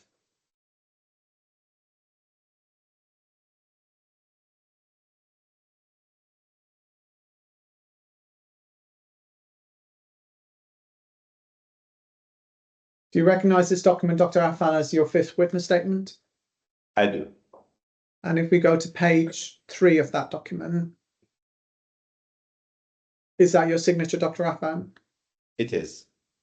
And are the matters stated in this witness statement true to the best of your knowledge and belief? They are. I'm not going to ask you to repeat your old evidence, but you've read the witness evidence of Mr. Haslam, and have you read that? I have. Does I it don't cause have you it to? with me, but I have read it. Does it cause you to change any of your evidence? Not at all. I think that's all I need to say at the moment. Okay. In which case, Lord Marks. Yes, good morning, Dr. Affan. I'd like you first, please. I'd like you first, please, to go to paragraph 1.3 of your witness statement. Which one? I have 5 of them. That's the one, the fifth witness statement we're talking about. And you say, following my evidence, which when I was asked to consider the model email sent via Aconex on the 2nd of March, tab 14, I discovered an error in my evidence. The screenshot at tab 15, and I'm going to call that the tab 15 screenshot, is not a screenshot of the killer design model sent with the claimant's email of the 2nd March 2017. A screenshot of the model sent with the claimant's email of the 2nd March 17 is attached, and that's immediately below this paragraph. So if we can go down a little. Yes. I'm going to call that for short the red line document, but we all know which it is. It's the one that ends 82 PNG. And then you say, however, having corrected this error, my evidence remains that on 2nd March 2017, the first defendant, that's Affan, was instructed to follow Killer Design's preferred panelization Rhino model, which shows panels spanning floor to floor. So broadly, you're saying that the error was that tab 15, and if we go down to 1.5, and the diagram below, the image below it, this requirement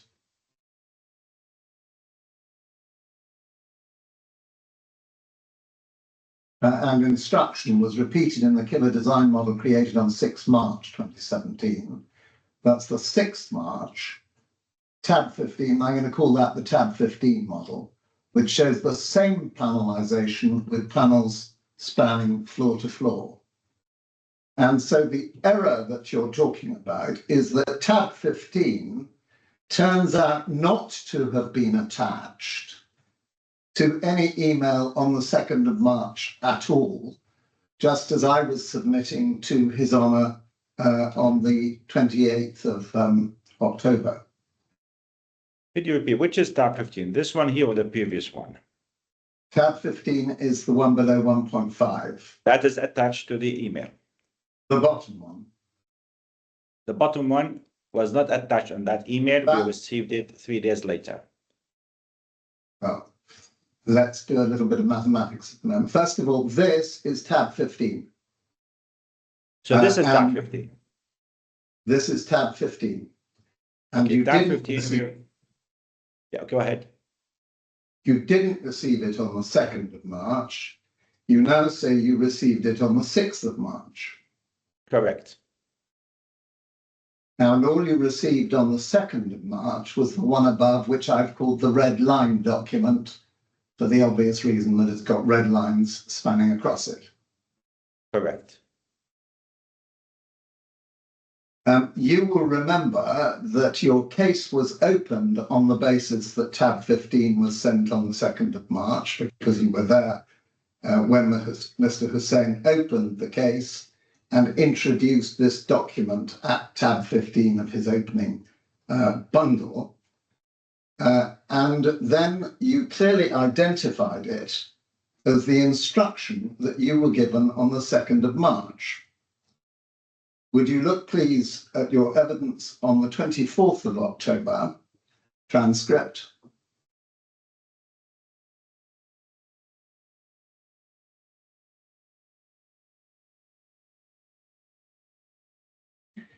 Page 15.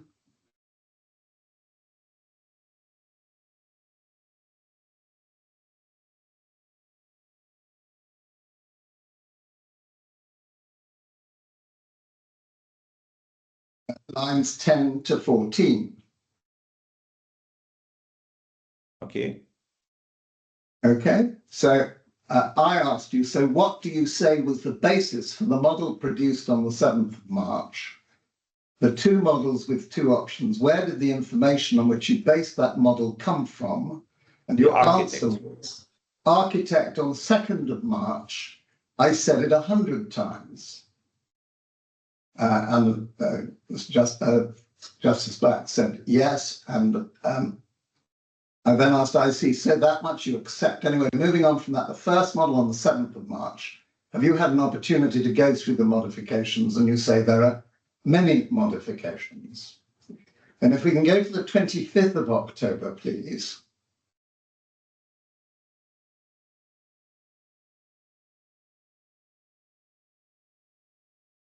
This is the 25th of October. Page 22 on the 25th of October.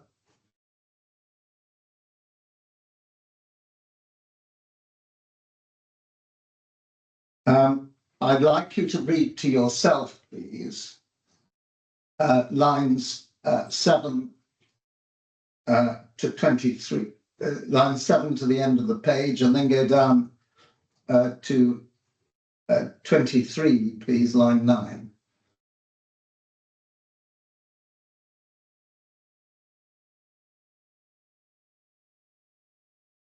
Okay, how can I help you with that? I could read both. You may remember that when you first looked at it, at this passage in the evidence, you had taken out a paper copy, a hard copy of tab 15, and you'd mislaid it, and that was why Mr. Hussain said, I did see you take it out probably on your desk, somebody cleaned my desk and so forth. At any rate, this was a discussion about tab 15. Would you look, please, now at page 23,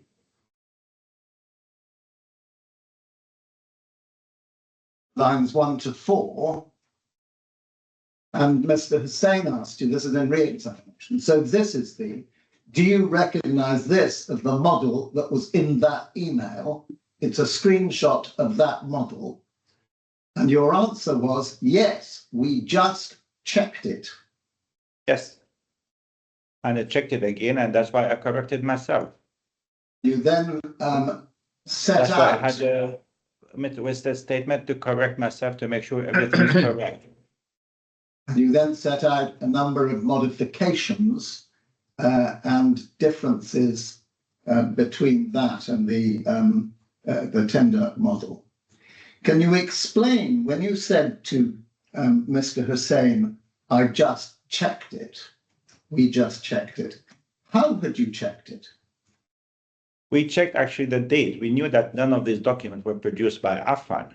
I just wanted to make sure that the date is correct to you. So the one of them came on the 2nd and the other one came on the 6th. Otherwise, both documents did not originate from Affan. That is the point I'm trying to make. I'm sorry that I have made a mistake in the date when we received those documents, and I corrected it again. That's why I had my witness statement. Otherwise, both documents did not originate from Affan. It was instructed by BAM to follow. Now, Dr. Affan, I want you to be careful about this because this was a very, very important point in the evidence. It is important, that's why I corrected it. Understand that's what you're saying? Yes, I do understand what I'm saying. I said it as well. I said, I checked it. The date in which was received was not the 2nd of March, but was 6th of March. But none of these documents originated from Affan. Those documents were instructions given to Affan by BAM. Dr. Affan, if you listen to my questions rather than overriding them, we'll get on better. Okay. You said on page 23 that you just checked it. That is before you gave evidence. And you were confirming that tab 15 was attached on the 2nd of March, which is a very important point. Yes. How did you check it then when you told His Honour you had just checked it? I was more concerned about the shape than the date exactly. And I'm sorry if I had made a mistake at the time, and I corrected myself in an accurate witness statement to make sure that whatever you have said is absolutely correct. It was pointed out to me, and that's what I said. So that's why I said I made a special witness statement for that to make sure that everything is clear. I'm going to ask the question once again. Before you gave the answer, yes, we just checked it. On the 25th of October, I'm sorry. What did you mean by yes, we just checked it? What check had you carried out? They checked the shape of the document and the date in which we had received the email. And then I found out the email had only one drawing. The other drawing came later on the 6th of March. So that's what I checked.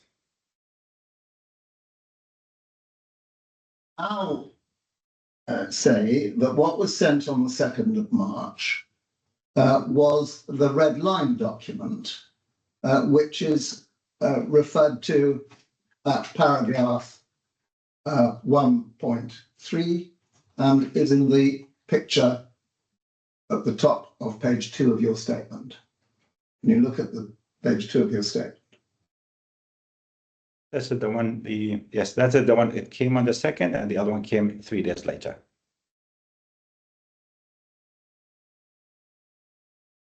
And you say at paragraph 1.4, however, having corrected this, my evidence remains that on March 2017, Affan was instructed to follow Killer Design's preferred panelization Rhino model, which shows panels spanning floor to floor. But exactly the red line, I'd like to, Paris, would you go up the page so that we've got the red line model in the center of the page, please? Yes. Yes. The red line model does not contain any panelization. No. But it shows exactly that is going, this is the panelization sizes. We are at the moment, we had just received the letter of intent and we had received instructions. So we just simply looking at the instructions. You cannot have Dr. assumed. Affan, Go ahead. Dr. Affan, we'll come to this, but what do you say were the instructions? Exactly what it says on it here. You have a copy of the evidence of the instruction. Please follow. Simple as that. But the red line model does not contain any panelization. And I think when I first put that to you a moment ago, you accepted that. It shows just floors for location. As simple as that. So it doesn't, if it doesn't show it, it doesn't show it. So what? We just have to follow instructions. Simple as that. It says on it, follow these instructions. There was no separate instruction.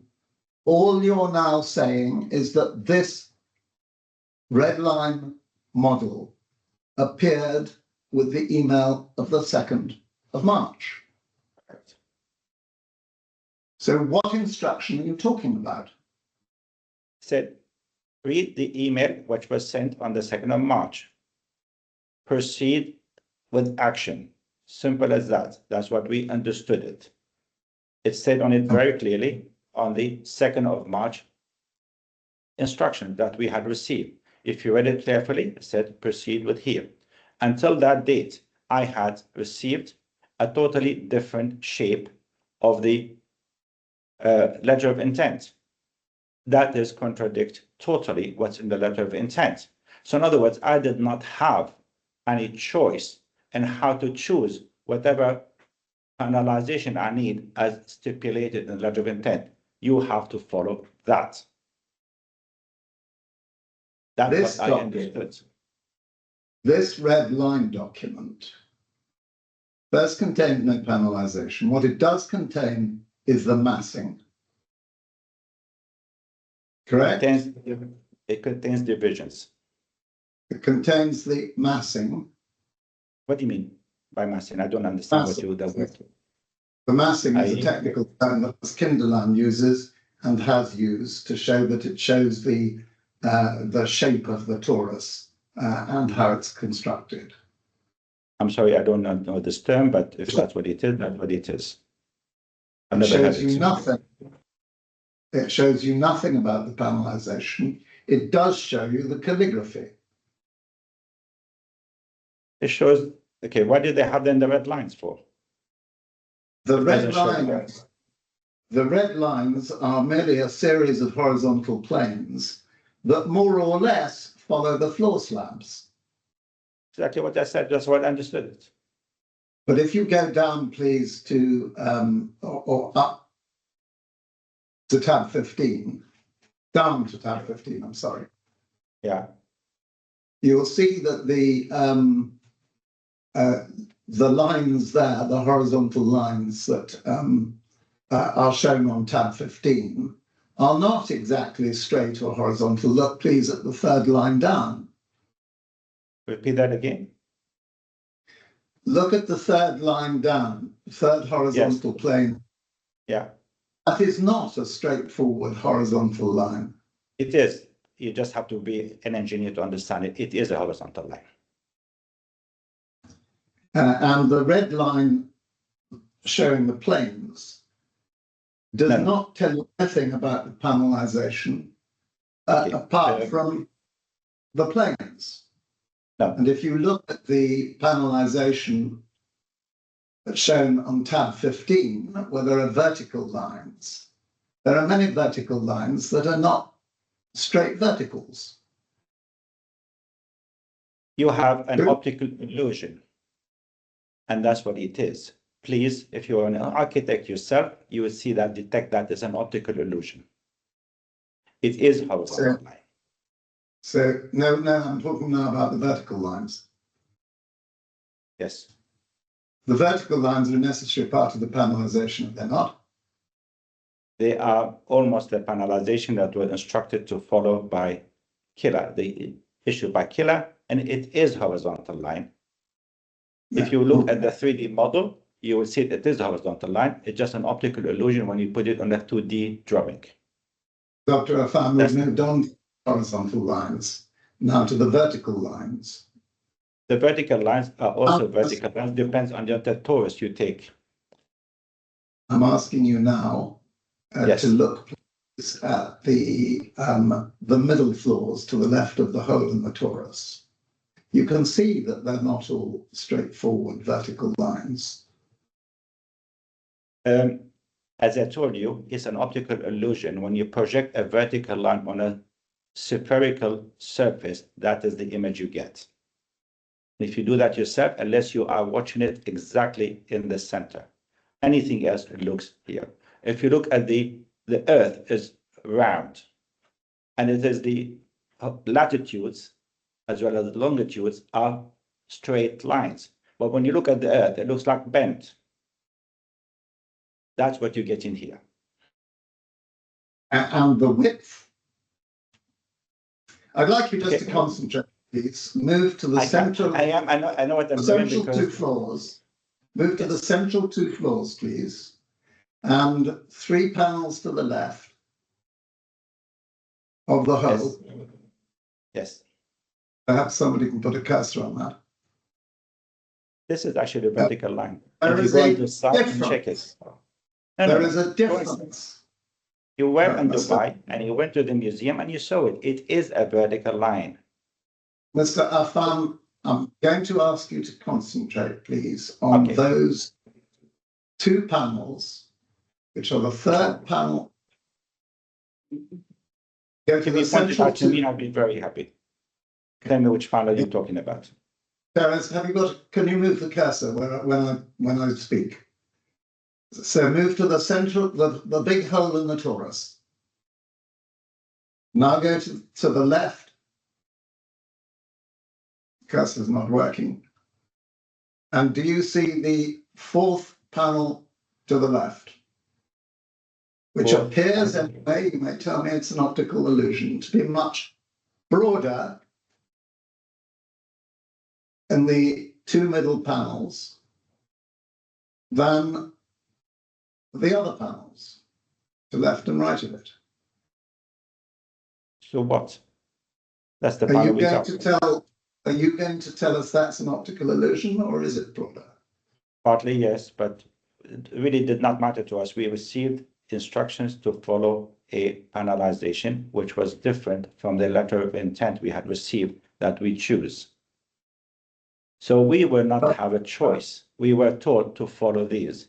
If it turned out to be vertical, and most of them they were, depends on which axis you look at, they were. If some of them have to be curved because for a certain reason, maybe. I could tell you straight away that I could see many places where they're not vertical. I could tell you straight away, they're not vertical. Look at the narrow neck at the below the horizontal line. They're not vertical. I was actually at the building this morning, and I know they're not vertical. So what is the point you're trying to make, if you please? Dr. Affan, the red line document, if Terence can go back up to that. Yes.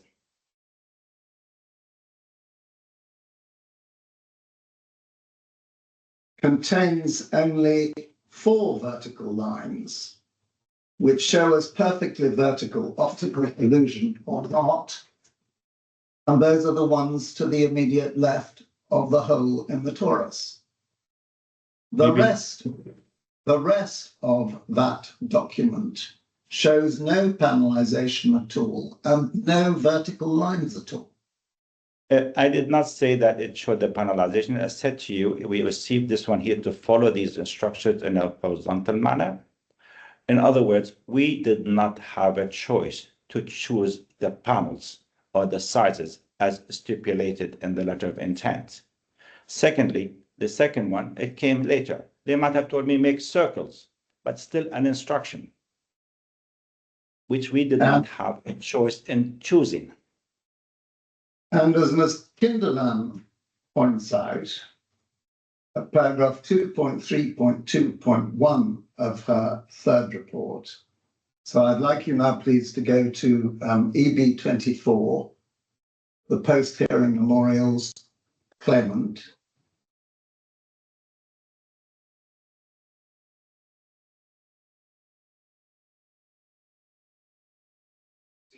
Could you please repeat the reference, sir? Go to the claimant, please, at the top. And then go to the third report of Ms. Kinderland, which is the second document down. And then go to page 17.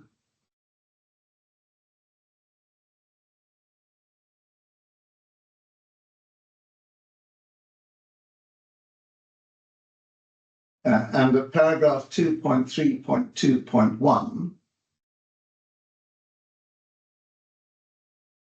the red layering with horizontal lines in this image represents the horizontal planes included in the model under only for reference layer. In other words, there's a layer in the model that says only for reference. She says these planes are only for reference, and the massing itself is not actually divided along these horizontal planes. Selecting the mass shows it is a single, undivided entity. Do you understand that, Dr. Affan? I understand what you say. If that is right, the lack of any vertical divisions and the fact that this is only for reference and the fact that it only shows horizontal planes, which are only for reference, means that this couldn't possibly amount to you or to anyone at Affan as an instruction to follow a panelization. We did not follow panelization. The panelization was never done by us. We were instructed by BAM to follow panelization. If it was not in this model, by the next one. We have been instructed to follow panelization for 4 months, even after receiving that. Every single meeting. The panelization was not done by Affan, was done by the client. Dr. Affan, I want you to be... Yes, I'm listening to you. Yes, I'm listening to you. Because in the light of your answer, we received it from the architect, 2nd of March. I've told you 100 times. No, we received it from BAM. This one received from BAM. What you received on the 2nd of March was this drawing. With the instruction to follow. And your case throughout at the trial has been that between the 2nd of March and the 7th of March, you completed a panelization in accordance with the drawings received on the 2nd of March, which you said was tab 15 and turns out not to have been. My case is pleaded by my lawyer.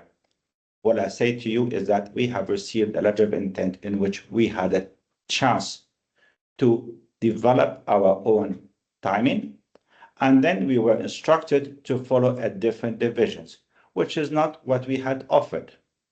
Simple as that. So in other words, for us, it was a variation. Let's go back to your statement, please. Yes. Paragraph 1.5 on page 2 of your statement. Yes. Which is in respondents' post-hearing memorials.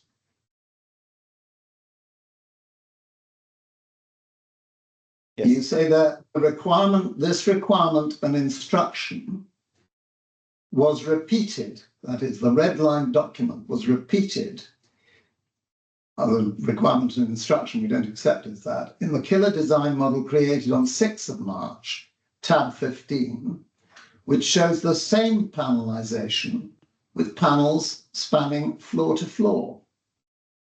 Exactly what it can't be the same panelization because there was no panelization in the red line document. The point I'm making here is floor to floor.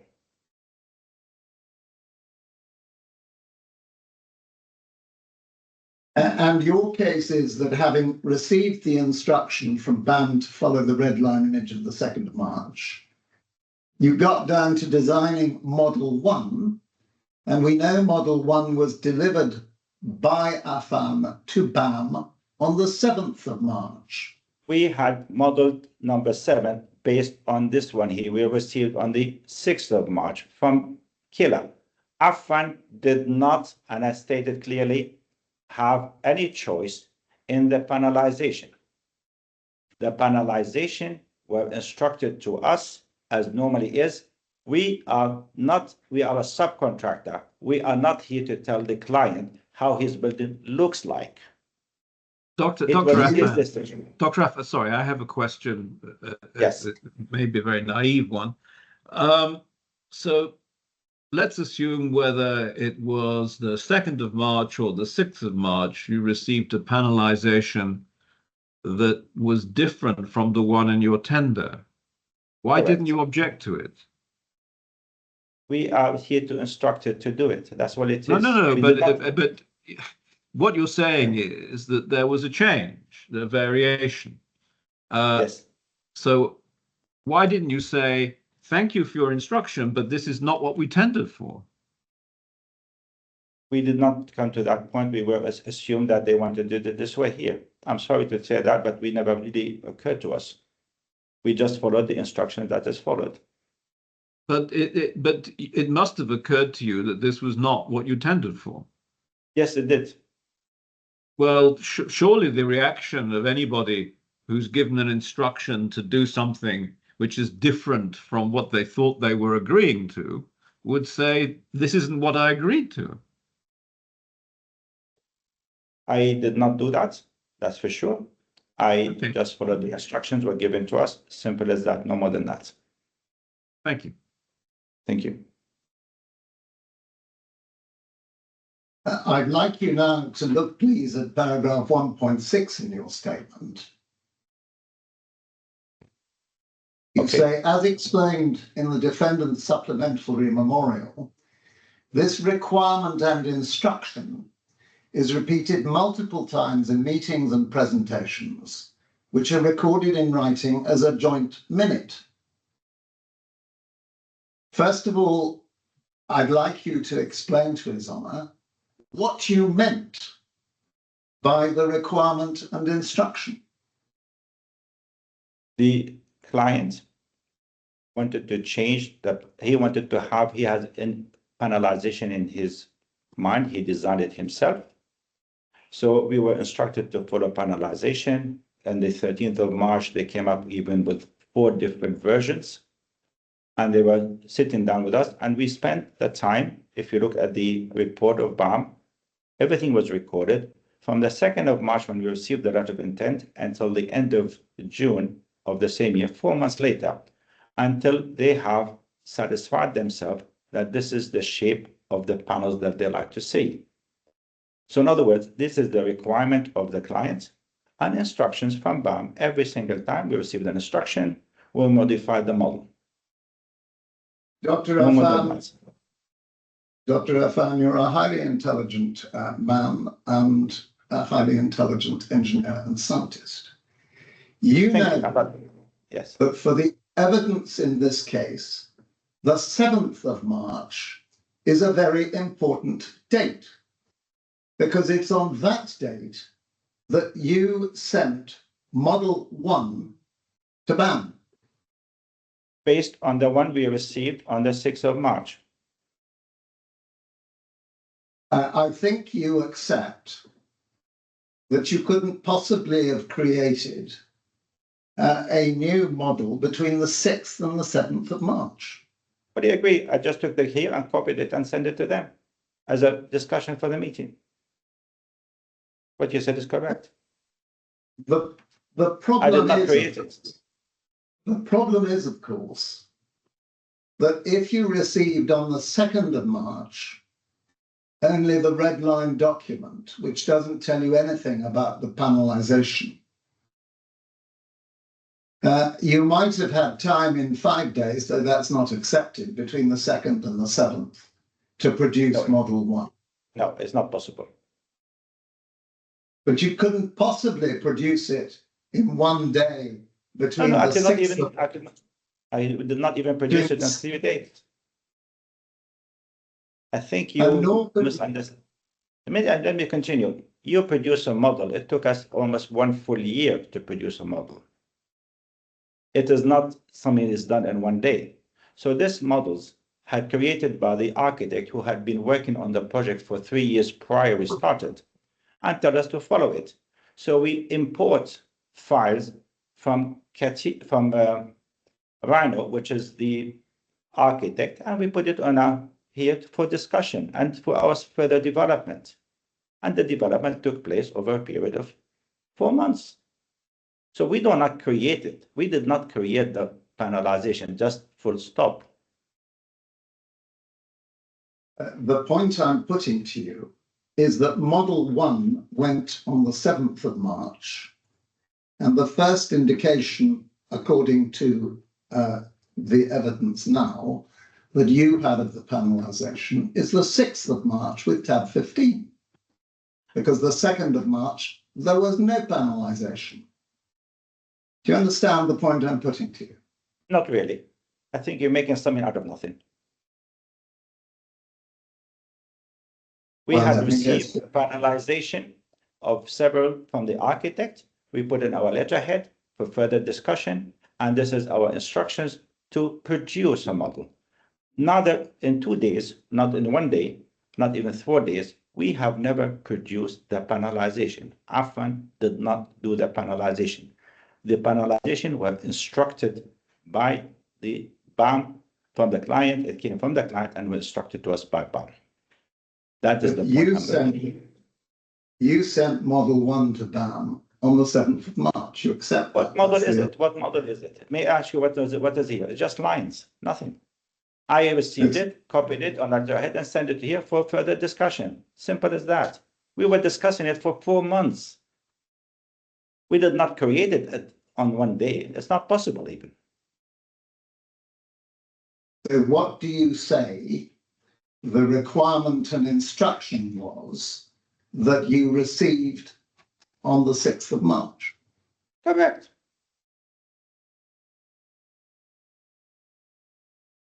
You're trying to say that that was tab 15, and you're trying to say that it showed the same panelization as the red line document when claiming it doesn't.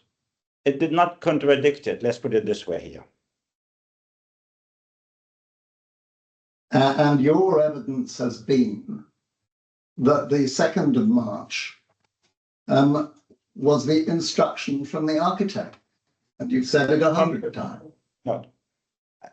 The instruction from BAM. We don't take instruction from the architect. We are a subcontractor to BAM. We looked at the transcript, Yes. Dr. Affan. I want now, please, to look at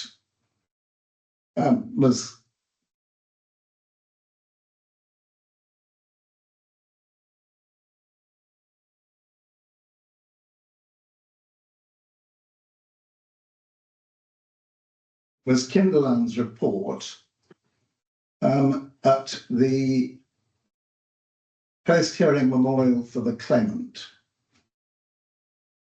which we've had up before. Yes, please. Could you go, please, to paragraph 2.1.6.5 to 2.1.6.6.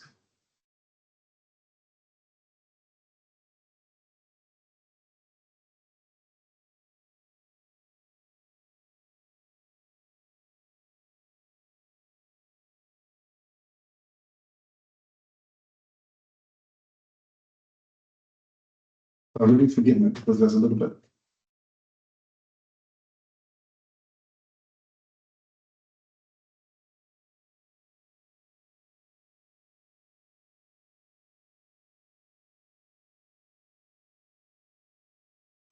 However, no correspondence being provided to support the allegation. The model was provided by Killer.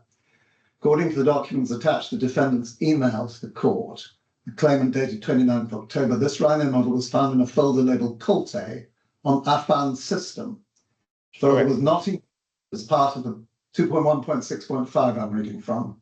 Have you got it in front of you? On Yeah, screen. okay. All right. Okay. Binary model was found in a folder labeled Colte on Affan's system, which folder was not included as part of the master folder provided to me for inspection at Affan's premises. I don't understand the basis to claim this model is a further revision by Killer, or that it serves as an instruction to Affan to design and construct floor-to-floor spanning panels. Can you please explain how that was found on your system in a folder labeled Colte? Colte was appointed by BAM as their consultant on the project at that time. And we had received information. Sometimes we received it from BAM as BAM, sometimes from Colte as their employee. Essentially, they were employed by BAM. So if it was written under Colte, that means we have received it through Colte. But all the instructions came from BAM. Your So evidence, we assume that Colte is an employee of BAM. That's what it was. But your evidence, as I understand it, is that the red line document came to you from BAM under cover of the email of the 2nd of March. I don't understand. It came to us on the 2nd of March in an email on the 2nd of March. That email is true, came by Econix. We saw it ourselves. And how then did it get into a file on your system, a folder labeled Colte? Because it was handed over. I said we could not trace the one on the 6th of March, so it was simply said on it Colte. So it is essentially, for us at that time, Colte equivalent to BAM. But we did not produce it. Dr. Affan, I'm not quite understanding your answer. Your evidence is in your new statement that the screenshot of the model sent with the claimant's email on the 2nd of March is the red line document. That's paragraph 1.3 witness statement. Correct. And the point that Ms. Kinderland is making is that was found in a file, in a folder labeled Colte on your system. Not this one, the other one, tab 15. If it was, it was. But it came, and we have an Econix record of it. This one here, I think it was written under Colte, although, sorry. So don't make a mistake. Yes. So I'd like to correct you. This tab 15 document. Yes. You said came on the 6th of March. Correct. What Ms. Kinderland is pointing out is that document was found on your system in the file labeled Colte. And I'm not asking how that. Okay, I mean, at the moment, Colte was working for BAM. It was appointed by BAM to oversee what Affan is doing. Colte was party to every single meeting we have with the client and BAM. And this is modeled, it says on it very clearly at the top, originated from Killer. It was very, very clear. It could be handed over to us by Colte. Simple as that. But the point I'm trying to say to you, we did not make it. But the document came, according to you, from BAM on the 6th of March.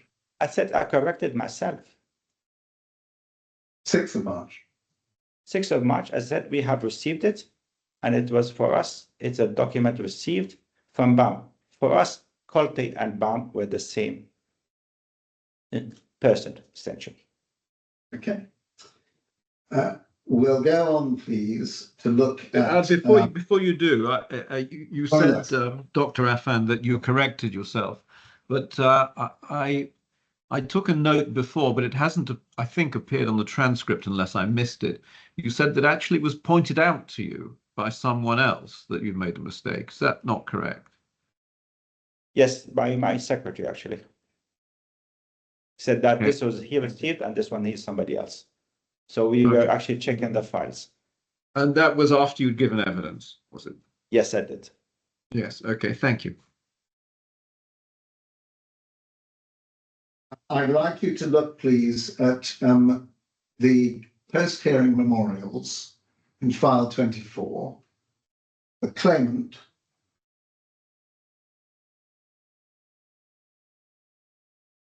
then exhibits. Sorry, can you blow that up a bit?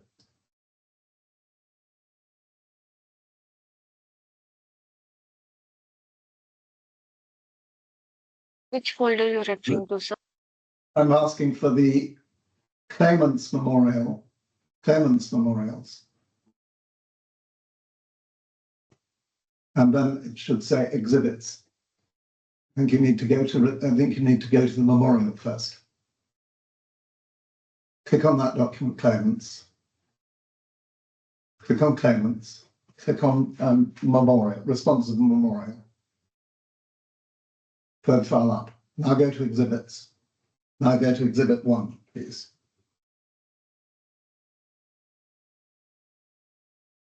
And this is the email of the 2nd of March. Correct. There's an email of the 2nd of March. It relates to a drawing issue. And I'd like you, please, to go, well, you see it's headed MOTF 0121 BHH letter 00111. So I'm going to call that letter 111, IFC drawing issue. Would you now go down the page, please? Slowly, Terrace, thank you. So there's a PDF of the drawing issue. Go down the page further. And you then see the message. Please find attached BAM letter 111, IFC drawing issue, which is self-explanatory. And then go down the page. Slowly again. And there you get to stop there. The letter, which although it's dated the 22nd of February, was actually sent to you under this cover of this email on the 2nd of March, as we've seen. Do you agree? What it says here, but just remember you that on the 22nd of February, we did not have a contract with now the BAM here. We were simply observants. Yes. And on the 2nd we of received March, the instruction on the 2nd of March, we have done that. And since then, that's what happens. 2nd of March is when you're sent this letter. Yes. And we'll read it now, if we may. Dear sirs, we refer to your most recent quotation for the Museum of the Future, stainless steel composite external facade subcontract works. Please confirm that this offer is fully compliant in all respects with the IFC drawings and specifications appended hereto. So what BAM is writing to you in a document sent to you on the 2nd of March, which is the same day as the letter of intent. Yes. Please confirm the offer is fully compliant in all respects with the IFC drawings and specifications. Yes. It goes on, the IFC information consolidates all previous tender queries, tender addenda and value engineering, and these documents will form the basis of the subcontract agreement. We require your confirmation within a period of 7 days from the date of this letter. That is the confirmation that the offer is fully compliant with the drawings. In the event you identify any changes from the previously issued tender documents, you are required to detail these changes in a schedule specifying the exact change in scope by referencing the relevant drawings specification sections, quantifying the extent of the change, and providing the associated cost impact, if any. We trust the above is in order, and should you have any queries, please do not hesitate to contact us. Do you follow? Yes. I do follow it. I read it. You did not respond directly to this letter until the 8th of March, when you accepted the tender accepted the letter of intent, I'm so sorry, along with all the documents with it. And we've been through that. And that was the 8th of March you signed it, that it was actually sent to BAM on the 22nd of March with a further letter setting out details. And you've seen all those in the responsive memorial. You accept that, do you? IFC information, our tender was compliant with the IFC information. When you sent it back on the 8th of March, you had already received the email of the 2nd of March with the red line drawing and the tab 15 on the 6th of March. Correct? Correct. And turning back to His Honour's question to you, you did not raise any objection to those documents. I did not pay attention to this one. Here we were paying attention to the letter of intent. And the letter of intent says very clearly, the document came here and I have a choice in designing the panels. That choice was taken away from us. So you tell me which one I have to refer to. Dr. Affan. Yes. You're saying your case now is that the IFC documents were profoundly altered by the 6th of March email. Of course. Which you say was an instruction. Yes. And you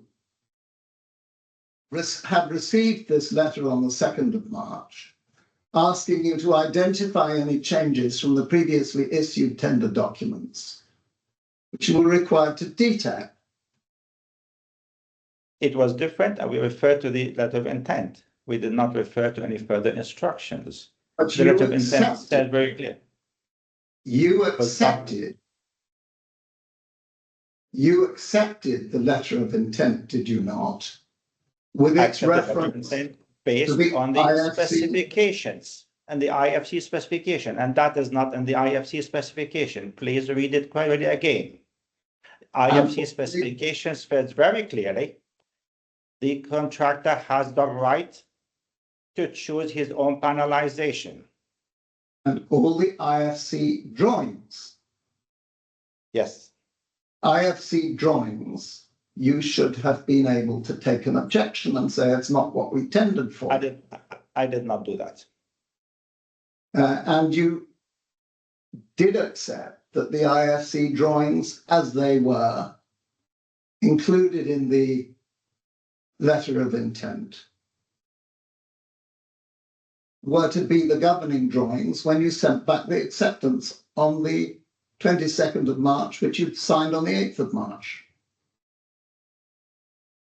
I could have signed it on the 2nd of March. We just read it. It was 3 days later, and it was re-referred to the IFC drawing, in which I saw the panelization.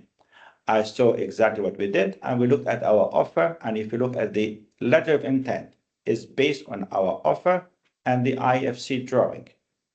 These drawings, our offer is compliant fully with the specification of the project as stipulated in the IFC drawings. No more than that. Everything else after that came as instructions to us. I don't want to be unnecessarily repetitive. You are. But I do want you to understand what I'm putting to you.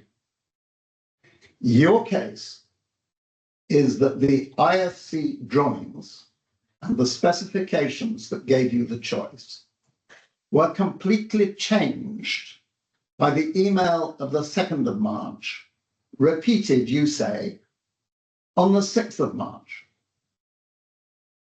That cannot be right when you accepted the IFC drawings and the specifications and the scope of works and everything else about the That is- tender documents, the letter That of is your, intent. that is your interpretation. That's not my interpretation. I'm sorry.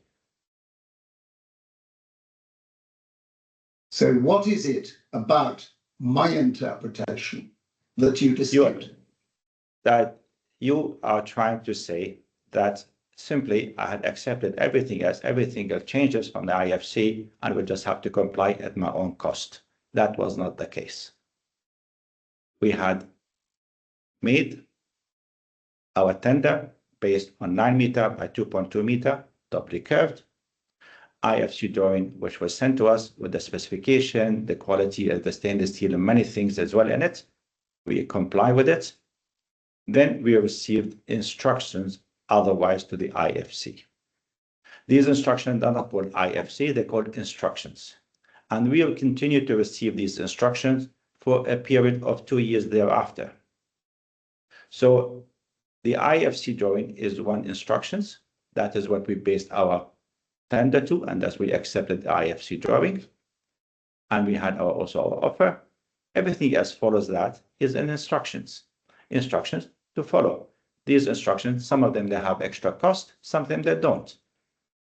Simple as that. That's how you do a project. So your interpretation to say that I have done something and all instructions should be included in the IFC.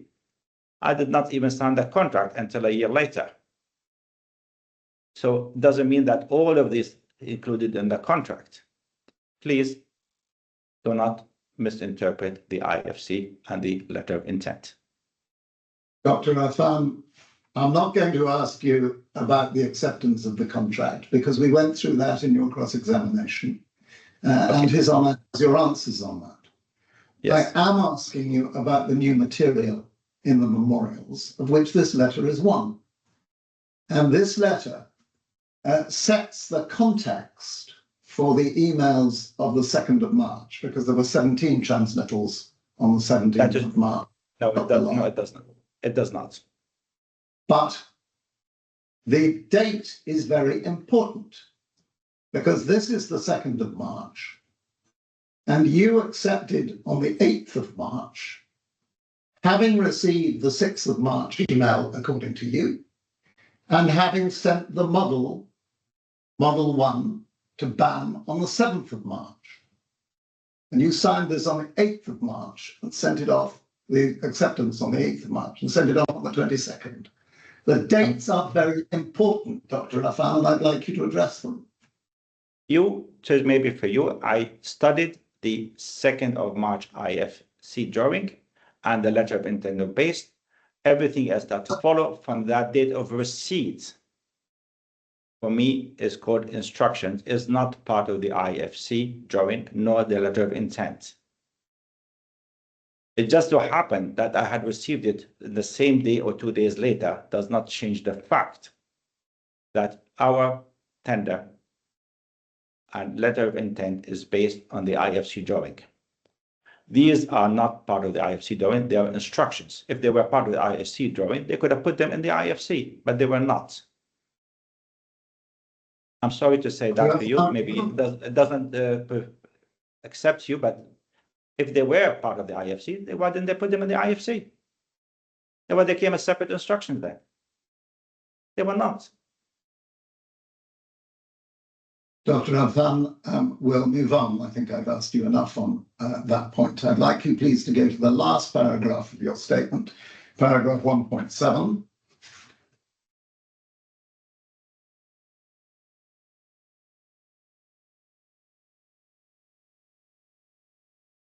Maybe a where mistake. you say, it says 1.1, it means 1.7, I think. Yes. This comprised a change and variation to the tender. That is the requirement and instruction that you've referred to at 1.6. You say repeated multiple times in meetings and presentations. Change and variation to the tender proposal, the letter of intent and the subcontract, which repeatedly state that you will size the panels as per your own preference and design, which is to size the panels at 9 by 2.2.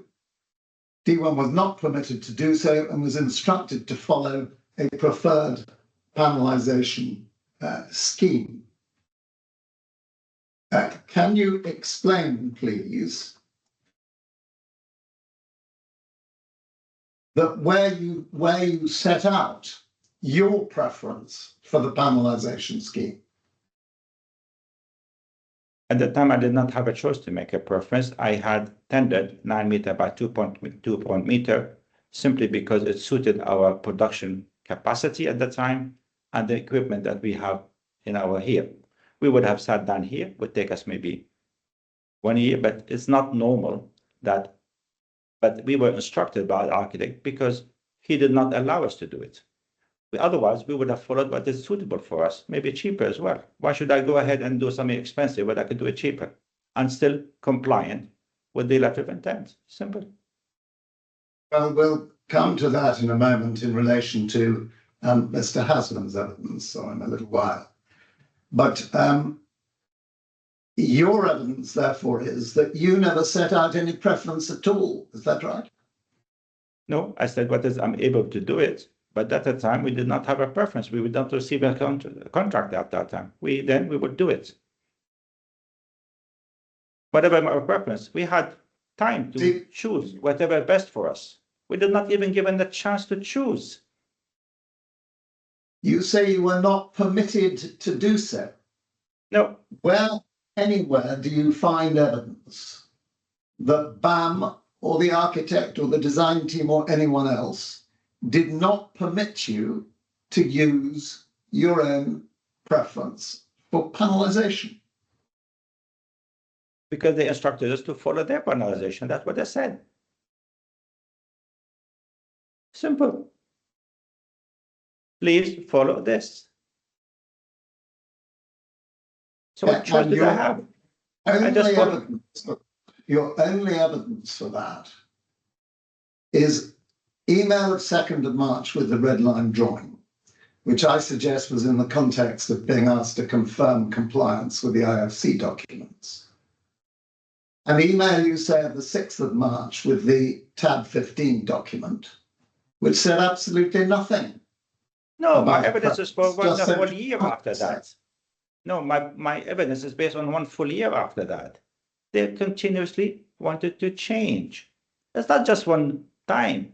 This one here, just the first item of a change. We had series of meetings over a period of 4 months. Every week was a new instructions. Since when did I have a choice? We did not have a choice. And even it's written in your report. BAM even had it in their report. The instructions came from the client, what he wants to see. Affan was not permitted to tell the client how his building should look like. I want to get your evidence absolutely clear, Dr. Affan, so far as I can. Yes.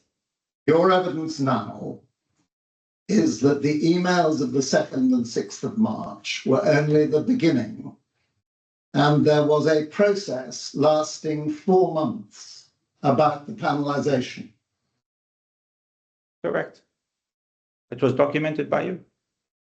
That process is a process effectively that started with Model 1 on the 7th of March and went through to the 29th of June, the date of final approval. No, it started with the panelization preferred scheme of the architect. He want to do that. We did not produce this one here. We just simply a copy of instructions came from the architect. So please refer those to, this is the original. Affan did not participate in the panelization. The panelization was dictated to Affan through instructions by BAM. I think you've given evidence, and we've discussed the series of meetings of the Steel Coordination Committee and the panelization workshops going through from February to June. We were involved from the 2nd of March as subcontractor. Otherwise, we were maybe attended as observers. So observers still the letter of intent, but you were observing at those meetings, and those meetings went through as a process of collaboration in the development of the panelization design. Do you agree with that? I didn't have a choice to agree or not. I just follow instructions. I don't sit down and make decisions. This is the architect's job, not my job. Do you agree that what occurred over those 4 months was a collaborative process involving you, architect and engineer, and Miras and Ban? Donna, this is really, my learning friend himself has said, this is not arising from the new documents. It's retreading the old cross-examination. So I do object. This is not within the parameters. I think, number one, I think you're right. Number two, I've got the point. Well, I'll leave the point. It arises from answers that the witness was giving. That's really the point about it. I want now, please, for you to look at Mr. Haslan's statement. Okay. Which is post-hearing memorials claimant statement to Mr. Haslan.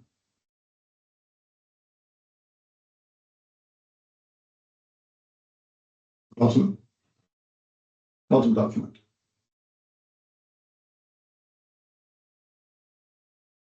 Would you look, please, at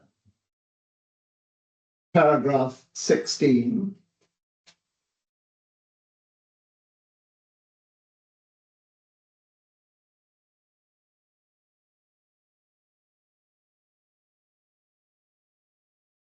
Mr. Haslan says is through this initial meeting, various others that followed, it was clear that the architect envisaged a curved building.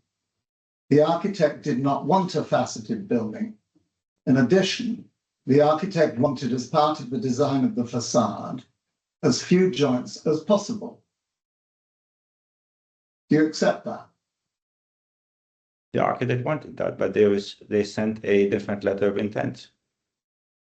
There should have been written in the and specified in the letter of intent. That was not the case. And going back to paragraph, sorry, I don't want to interrupt you. Going back to paragraph 15. Yes. Mr. Haslan says that Affan first came involved in the project in 2015. Around November. We read about it. So if you talk over each other, the transcript won't record it. So one at a time. I'll ask the question, you answer it, if that's all right, Dr. Affan. So reading paragraph 15, Affan first became involved in the project in 2015 in around October, November. I recollect I received a call from Louise Sullivan of Bureau Happel, who was the engineering firm on the project. BHE invited Affan to attend a meeting with Mr. Sean Killer, the architect, and to discuss the project. Number of similar meetings that followed that Miras, the developer, also joined. I personally attended the first and subsequent meetings with D2, that's you, Dr. Affan. Yes. These meetings continued throughout the remainder of 2015 for the duration of 2016, leading up to D1's tender being issued in January 2017. Do you agree with that? We met many times. I can't remember what it is, but it was many times. Yes, we did meet. And you attended those meetings? Many team meetings. And it was clear as of paragraph 16 that the architect envisaged a curved building, didn't want a faceted building, wanted as part of the design of the facade as few joints as possible. Then why did the architect should have conveyed that to his employer before they issue a letter of intent that says otherwise? You were very keen to get the project, weren't you? I was always keen to get a project, any project. And can we go down to 17, please? Put that on the middle of the page. Affan knew that to be awarded the project, it needed to ensure its tender aligned with the architect's vision of a curved building with minimal joints. As far as Affan was concerned, this would necessarily have required the panels making up the facade to be double curved and span floor to floor. the latter of which would allow the first defendant to achieve minimal horizontal and vertical joints on the building. That's right, isn't it? No, it's not. We had curved building, we assumed a curved building, we assumed a curved facade. Our limitation was 9 meter by 2.2 meter. And the floor to floor, some of the floors, it could be 18 meter. We do not even have the capacity to make these panels. So that statement is simply incorrect. Well, we'll maybe come it is to that in a moment. Dr. Affan, can I make it clear that because I'm only asking questions on the new materials, I'm not going to go through with you arguments about whether you specified 9 by 2.2 as a maximum, as a standard size, or as the size of the typical panels. So I'm not going to go through that. There are disputes about that. Okay, go ahead. But what I am asking you about is whether you accept Mr. Haslam's evidence that the panels were going to span floor to floor. No. Coming to paragraph 18, the first defendant also knew through its discussions with the above parties that its main competition for the MOTF project would be the European facade specialists, potentially large local facade companies, all of whom predominantly worked in glass and steel. Other local bidders couldn't offer a design solution spanning floor to floor. Arabian Profiles could only offer 4-meter single curved panels, which would result in a much higher number of panels and therefore increased joints and a faceted building. First of all, Arabian Profiles were your chief competitors locally, weren't they? But the only competitor. The only one. Yes. And they could only do 4-meter single curved panels. The specification were based on, and the letter of intent was based on the specification of Arabian Profile. They were working on me on this project 3 years before even Affan started. Affan were brought in simply as a competitor to Arabian Profile, nothing else. And you wanted to use the competitive advantage that you had, see paragraph 19, because any design solution involving only glass and steel would require a faceted facade, where you could offer composite panels, let me finish please, to make up the facade, which would allow it to achieve the double curvature design and span floor to minimize jointing.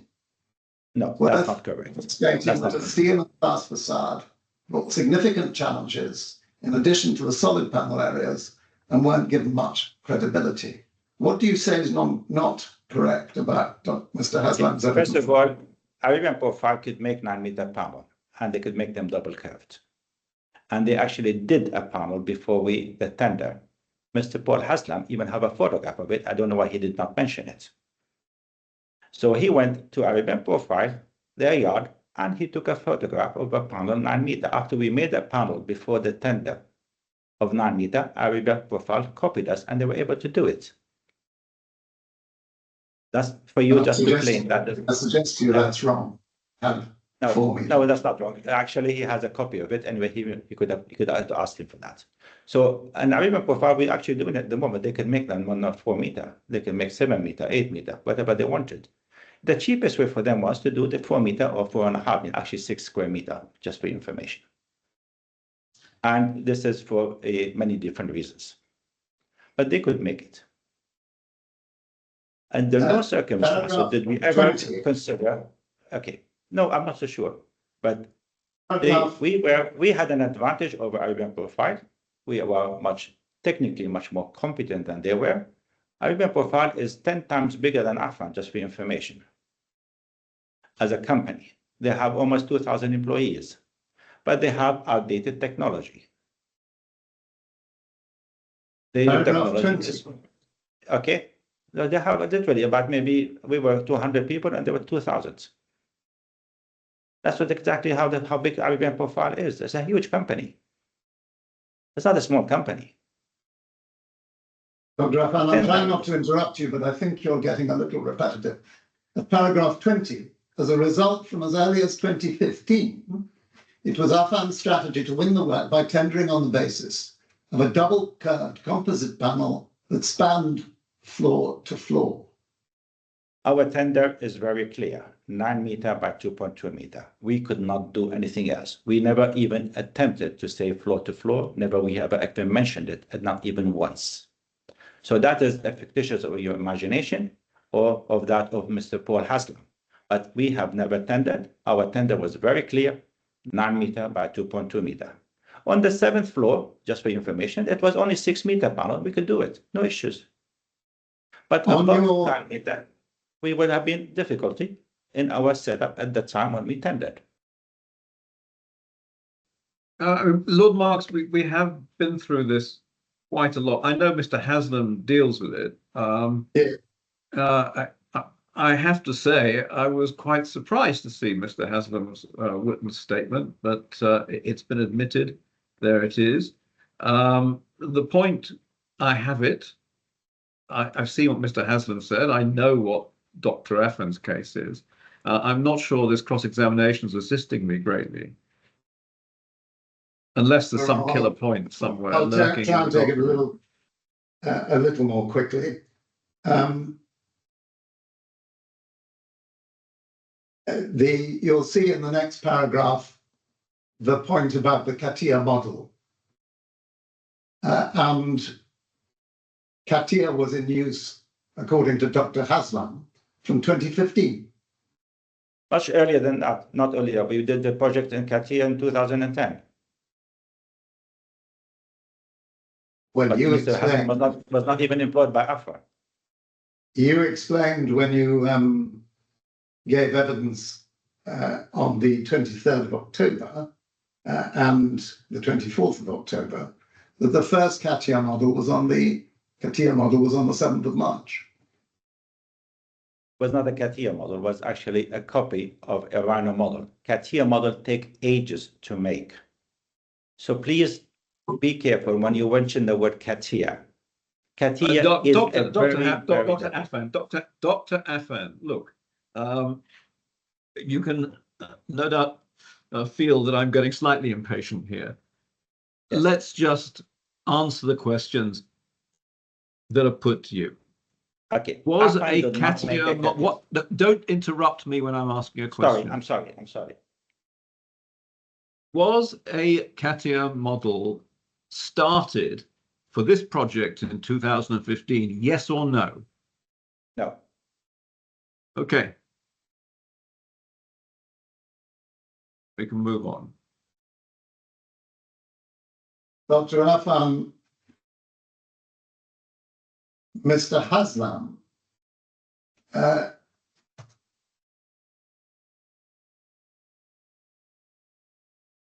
that the mock-ups that you made were produced by Mr. Satish. Mr. Satish was your designer. Correct. Using a CATIA model. Using CATIA software, anyway. For this particular item, for this particular panel, we use CATIA. I looked at it, I checked it, and it could only be produced using CATIA because of the details in it. And that is for only one panel to show people how to do it. But and that we are capable of doing it. Maybe 1 or 2 panels, but maybe 4 panels, but just want to show the joints. But it was very limited scope to do this one here, to be able to show the people our capabilities.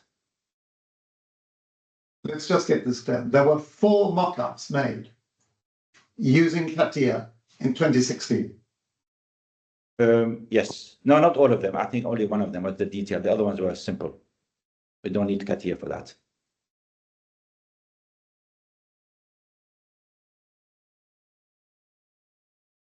And the CATIA model that was used was also used as the basis for your tender. No.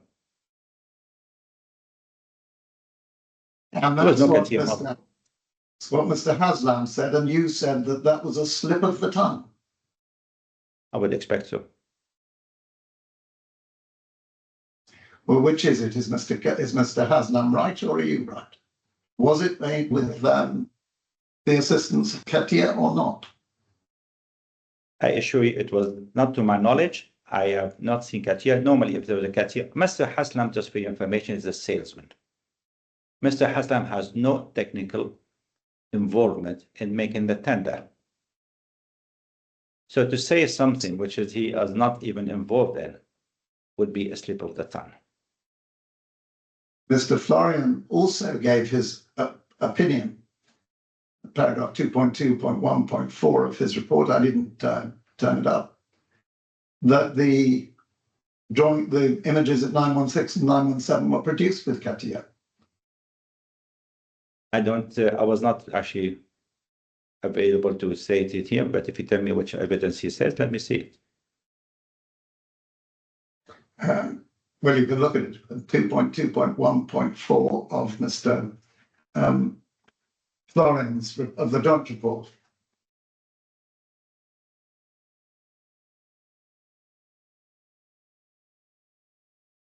Could you please repeat the reference? In order to go to that, you go to file 24, response to memorials. What he says is that their CATIA appeared to be CATIA models imported from other software. Yes. That could easily be. I'm not sure where this is going.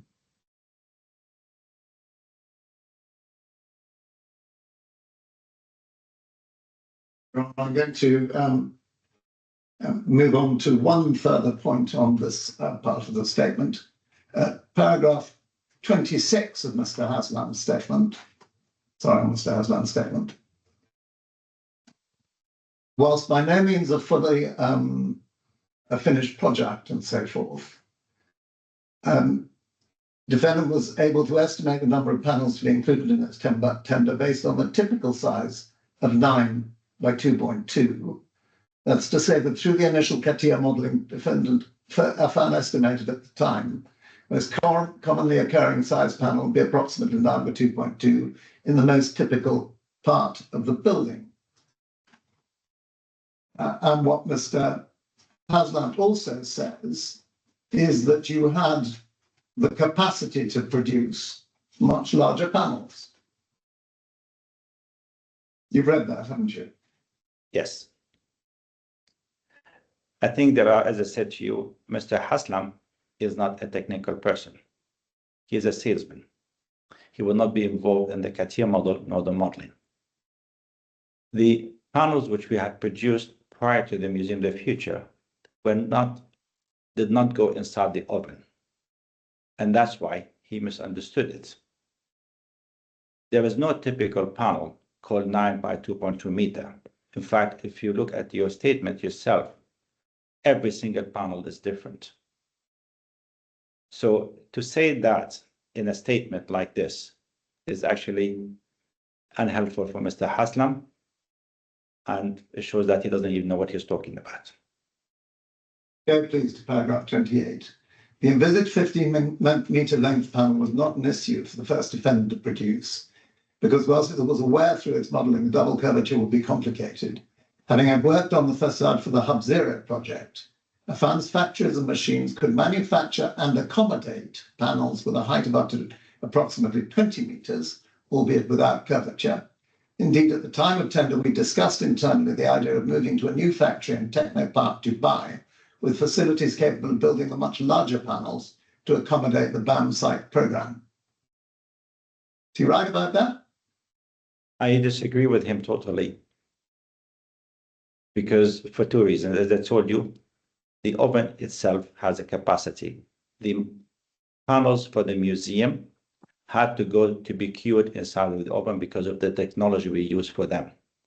The previous panel, they were done using different technology. There's nothing to do with the curvature, it's the capacity of the machine and the capacity of the oven. Our tender was very clear. We made 9 by 2.2 meter in our tender, and that is what I was based on. It was a tender for commercial purposes. We were able to do it effectively and economically. When you change that, then you have a different cost. So it's not a matter of whether. Go ahead. how are you going to do the top and bottom panels in 9 by 2.2? We could do that. We calculated it. We had 2 machines and we had 1 oven, and we could put four panels in the oven next to each other. The oven was a total length of 20 meters, but effectively only 18 meters, and we could 2 panels in it. It's much cheaper to cure 4 panels as opposed to curing only 1 panel. It's a totally different process. My question is how we cut it, and that's the way we did it. We have many different ways of doing it, and we were able to do it. We would have been able to do the issues. Sorry, you're talking over each other. It's not helpful. I'm trying I don't to understand what you mean. You're doing it again. Mr. Dr. Affan, let Lord Mark speak. Dr. Affan, let Lord Mark speak, please. My question was, how were you planning to do the top panels and the bottom panels in 9 by 2.2? We said to you, this is our tender document. We could have done it, so the panel could have been cut in many small pieces. It was only the client who wanted to have big pieces. The tender document and the letter of intent shows very small pieces. They did not show big pieces.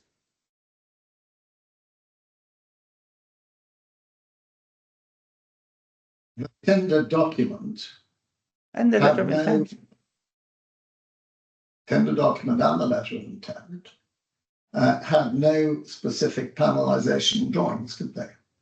In this case, I would choose. And that was left for development. Yes, so I would have chosen, and that would be the best. And I would assure you, I would have chosen the simplest and the cheapest way for us to do it and to be on time. I want now to move to the CATIA inspection.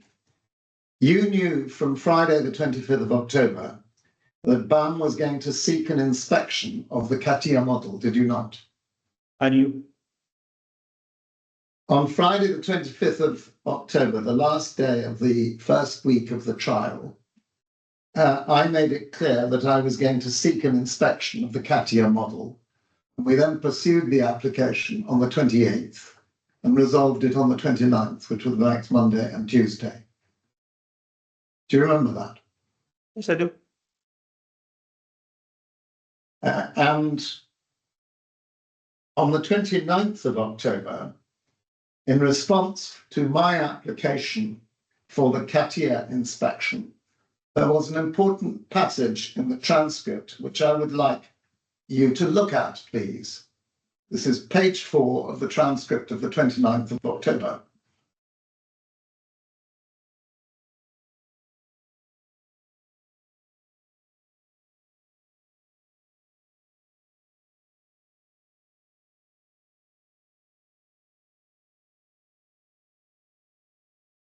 Would you look, please, at the top of the page?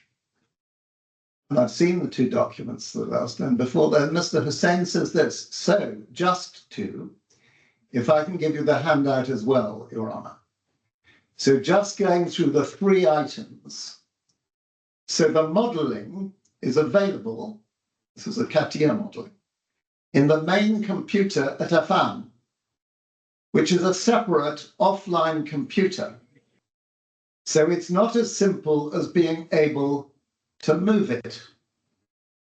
So we're happy for it to be made available for viewing by the claimant's personnel, representatives, and the experts.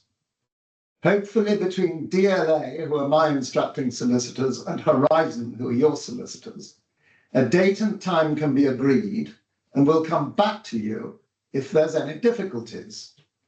Okay, said the learned judge, that sounds sensible. And then the second question was whether there's a model that's behind the images in the tender proposal, a combined bundle, pages 916 and 917. So you were making it clear there at the top of the page.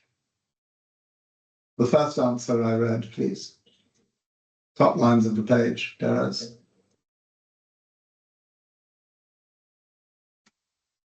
So there we have the top lines of the page, please. That's it, thank you. You were making it clear that the modelling was available on the main computer at Affan, a separate offline computer, not as simple as being able to move it. So we were not talking about a laptop, we were talking about what used to be called a mainframe computer. Not the Correct? mainframe. No. The main computer at Affan, which is a separate offline computer, not as simple as being able to move it. You were talking about a substantial computer. A For your computer, counsel yes. on behalf. Yes, a computer.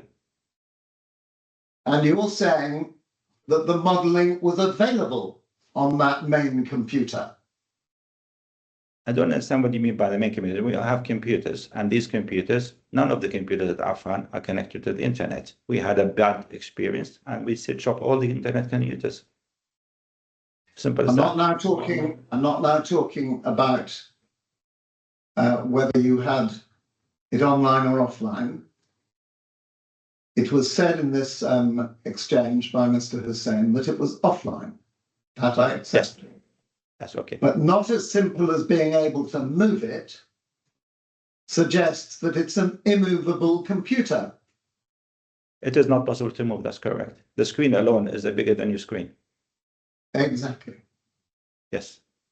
So and the modelling was available on that computer. Yes. So we are happy for it. This is what was being offered by you through your counsel to be made available for viewing by the claimant's personnel, representatives, and the experts. To be honestly, I was not even party to this one here. I was asked to leave even the place. It was agreed between themselves, and that's what it is. I personally have no involvement in it whatsoever. I was You were asked even back by the time this thing happened, weren't you? This is the 29th. It happened, I heard it, but the arrangements and how to do it, I was not party to it. This is Mr. Hussain speaking on your behalf. He was speaking on my behalf, but I was not there at the time when they came, they made the inspections. Everything was available to them and they had the inspections. And no suggestion has been made at any stage that any of this was said without your full authority. No, what I'm trying to say is that at the time when they did the inspection, I was not there. So they could have all the time and evidence. Nobody feels under pressure to say something or otherwise. They had all the time, whatever they wanted to see, let them see it. They had nothing to hide. The inspection was arranged for the 11th of November and involved the claimant's personnel.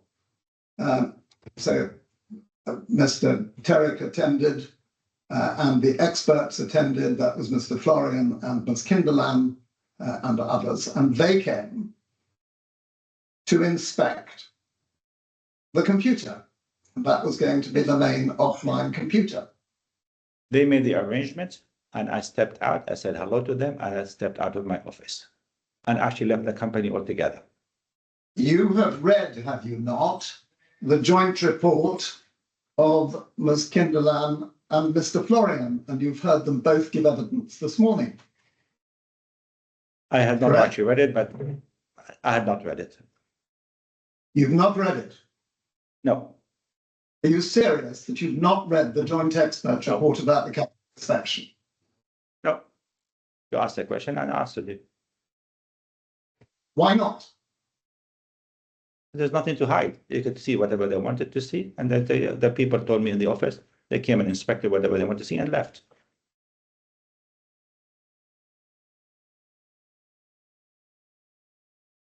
Are you seriously giving evidence that they came and inspected and saw what they wanted to see and left?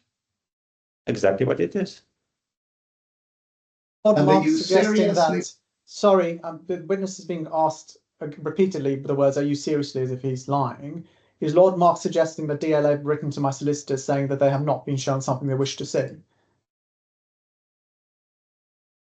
Mr. Hussain has to have an opportunity to read. I've lost vision. I've lost vision of everybody at the moment.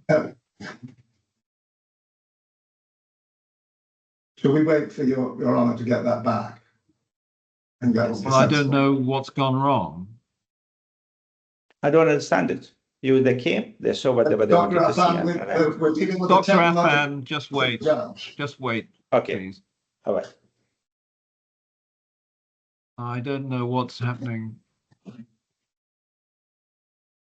Oh, let's proceed. Let's proceed. I'll proceed with sound only. But it's annoying.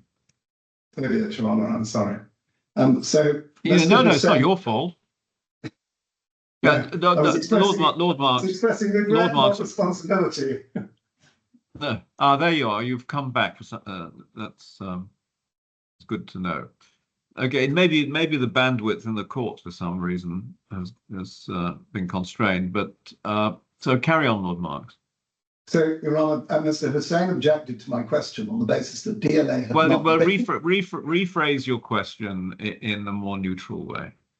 My question refers to the fact that the joint experts report made it very clear at page 7, 2.1 and 2.2 that the technical experts from both parties met at Affan's facilities to inspect the CATIA model. Due to security measures, access to the model was restricted to a specific computer connected to the internal network without internet or company network connectivity. The experts were informed that during the construction phase, the project was saved on a physical server labeled Q. However, we were told this server is currently inaccessible and the relevant data could not be located. No further explanation was provided as to why the server is inaccessible. As a result, access was limited to files saved on the computer's C drive. Yes. Dr. Affan, why was it that the Q drive was not available for inspection and made available to Ms. Kinderlan and Mr. Florian? It's got a very easy explanation for you.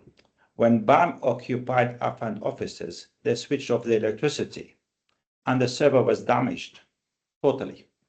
We were able to retrieve only certain files, and these files were again evidence to you. That's the only file we actually have in our possession. Dr. We have Affan, lost enormous amount of data.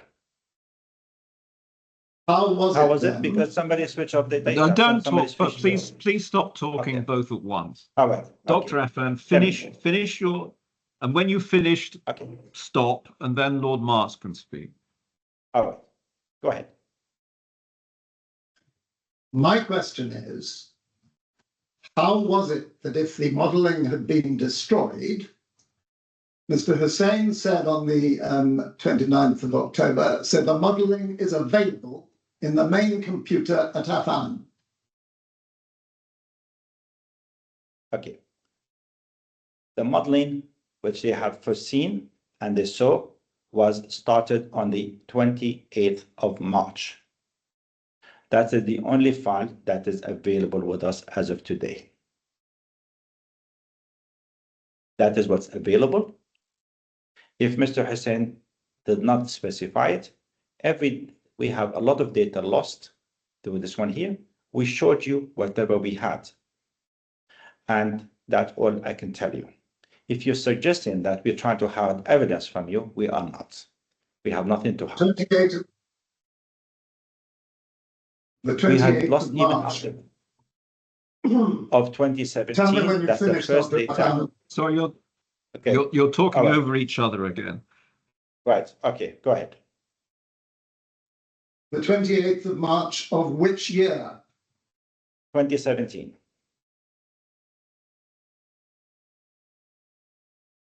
You are saying that the modelling started on the 28th of March 2017.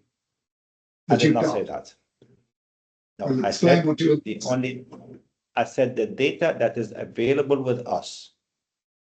The first data that relates to the Museum of the Future.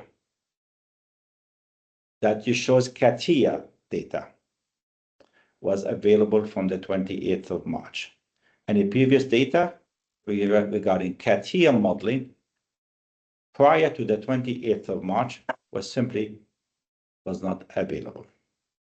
If that answers your question, I'm very happy. Dr. Affan, it's not an answer I accept. I'll ask you a further question. The paragraph I read started, the experts were informed that during the construction phase, the project was saved on a physical server labeled Q. Is that true or false? I would not know. However, say the experts, we were told, that's by Affan, this server is currently inaccessible. If it is that, that's what they were told. That's inconsistent with your saying that the first data was available from the 28th of March 2017, because this is everything during the construction phase. All right. I saw a file dated the 20th of March, and it's a CATIA file. I did ask in the office if there were any data of before that. They said they did not have it anymore. I did not even follow on here. I'm not a computer expert, nor a data expert. And leave it up to the people in the office. Please don't speak over each other, particularly when I don't have vision. Okay. And the relevant data. You're speaking over each other. Dr. Affan, if you just say when you finished every answer, that would be very helpful. I said to you, I'm not a computer. Have you finished? I'm not finished, no. I said to you, I'm not a computer expert. I am simply an engineer. I run the company. We have people expert. Whatever these people in my office told you experts, that is the truth. No more than that. Have you finished your answer? I did. Then how were the experts who came to inspect the CATIA program told that the server was currently inaccessible and the relevant data could not be located? There were many people there. They could have answered the question there and then.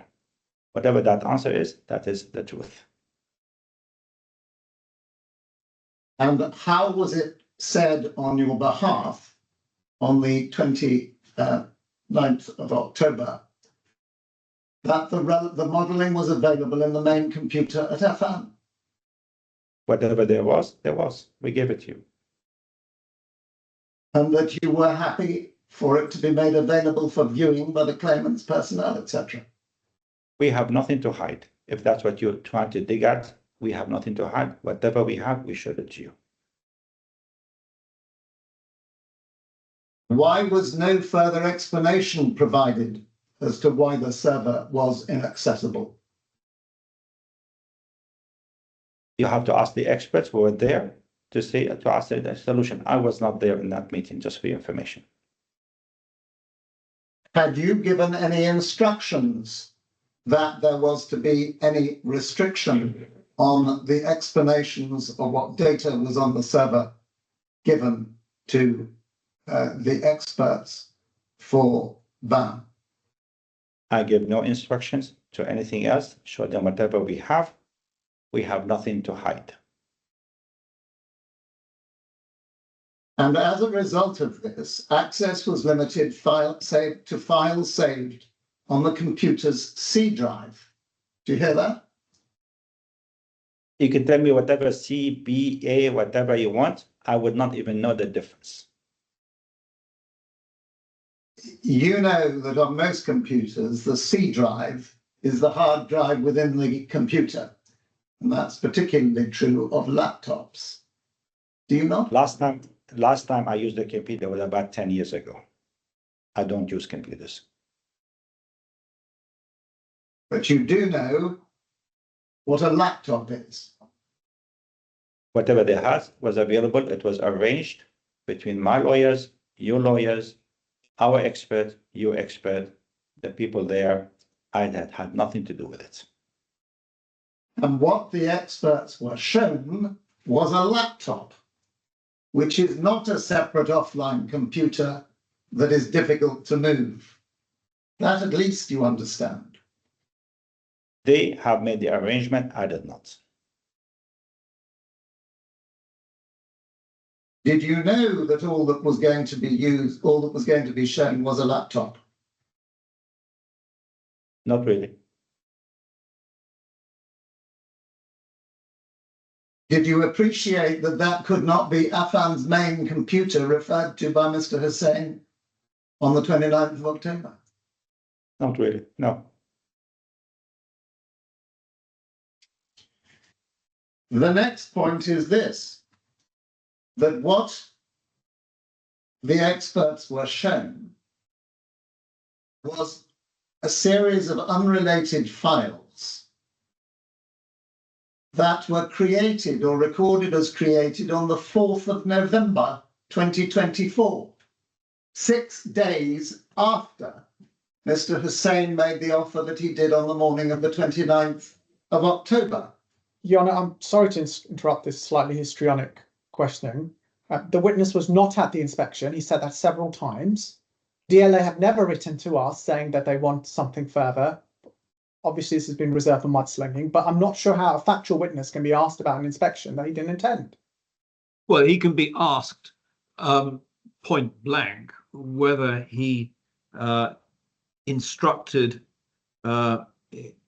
members of his company or employees to withhold evidence.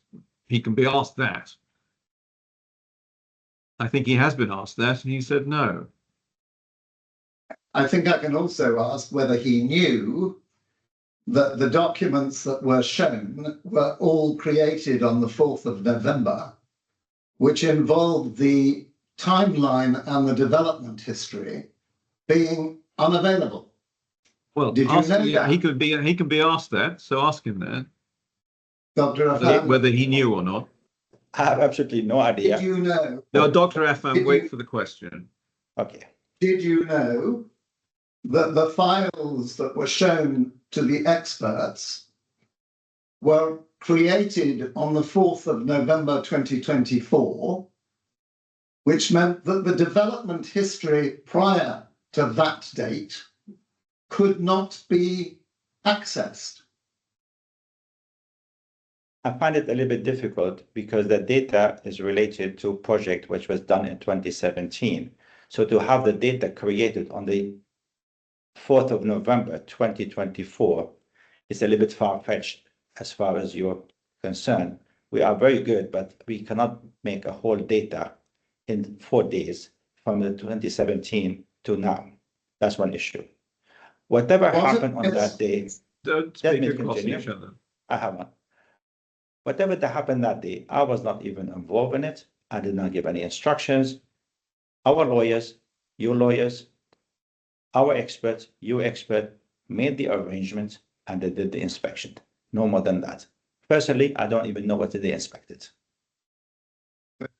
To get this completely clear, it is your evidence that you had no knowledge of the fact that the documents that were shown, the computer files that were shown to the experts, were recorded as having been created on the 4th of November 24.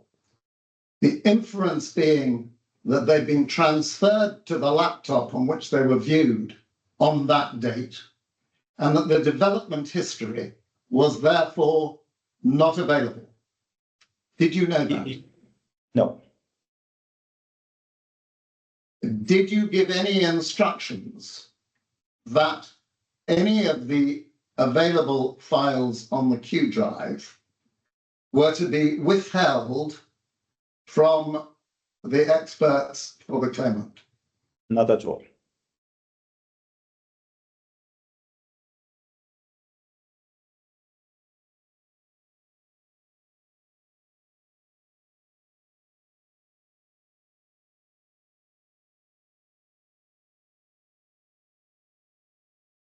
Did you know that the effect of what they were shown was that no correspondence files in or out were to be included on what they were shown? To be honest, I don't even know what they have been shown.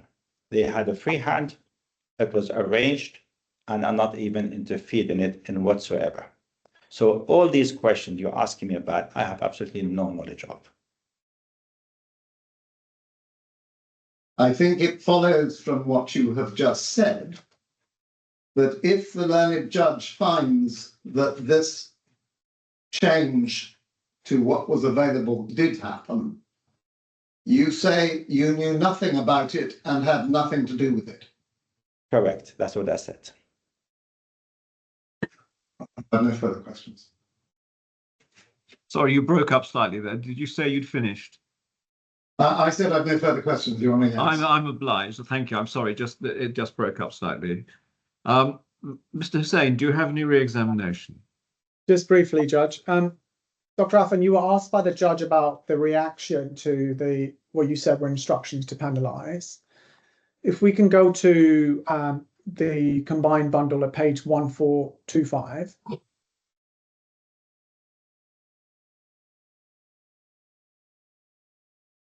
And scroll down, this is a subcontract at 3.2. Subcontractor shall, in relation to the subcontract works, comply with all instructions and determinations of the employer, the engineer, and the engineer's representative under the main contract, which are notified to him in writing by the contractor, irrespective whether such instructions and determinations were validly given under the main contract. You said several times you couldn't tell them what building they wanted.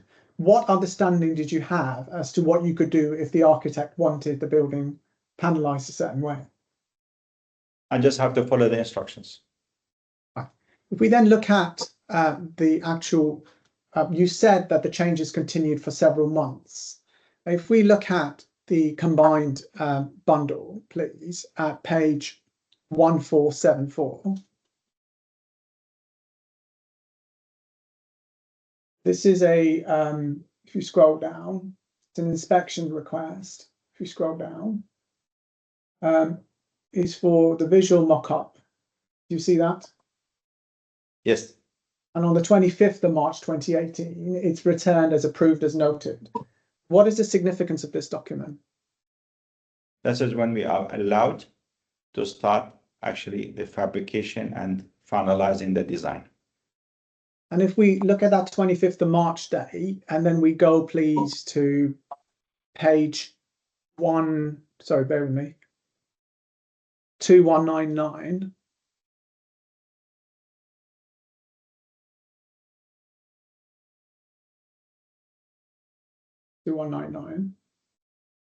So if we can go up a couple of pages, please. 2197. Yeah, just pause. 2198. Thank you.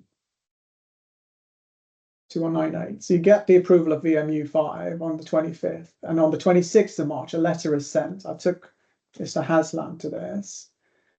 It's called delays and risks. If we go down, please. It says, pursuant to subclause 28.3 of the subcontract agreement, the subcontractor notifies the delays to the works and intention to claim an extension of time. Any further interim particulars to the events will be submitted under separate cover. We go down. Well, I'm not sure how this arises out of my cross-examination. The judge's question. I was just wondering that too. Judge, your question was why wasn't there an objection? And what I'm saying is that understanding from the witness when he reacted to the change in design. This is the reaction. But I mean, this is on the record. This is part of the chronology. That's understood. Okay. We know that this claim was made on this date, and indeed Mr. Haslam was cross-examined about it. Thank you.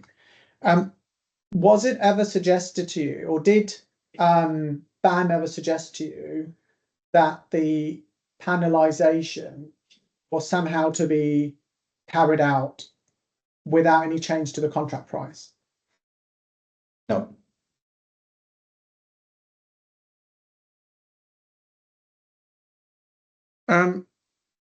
Last question, you were asked if you go to your witness statement, please, your fifth witness statement.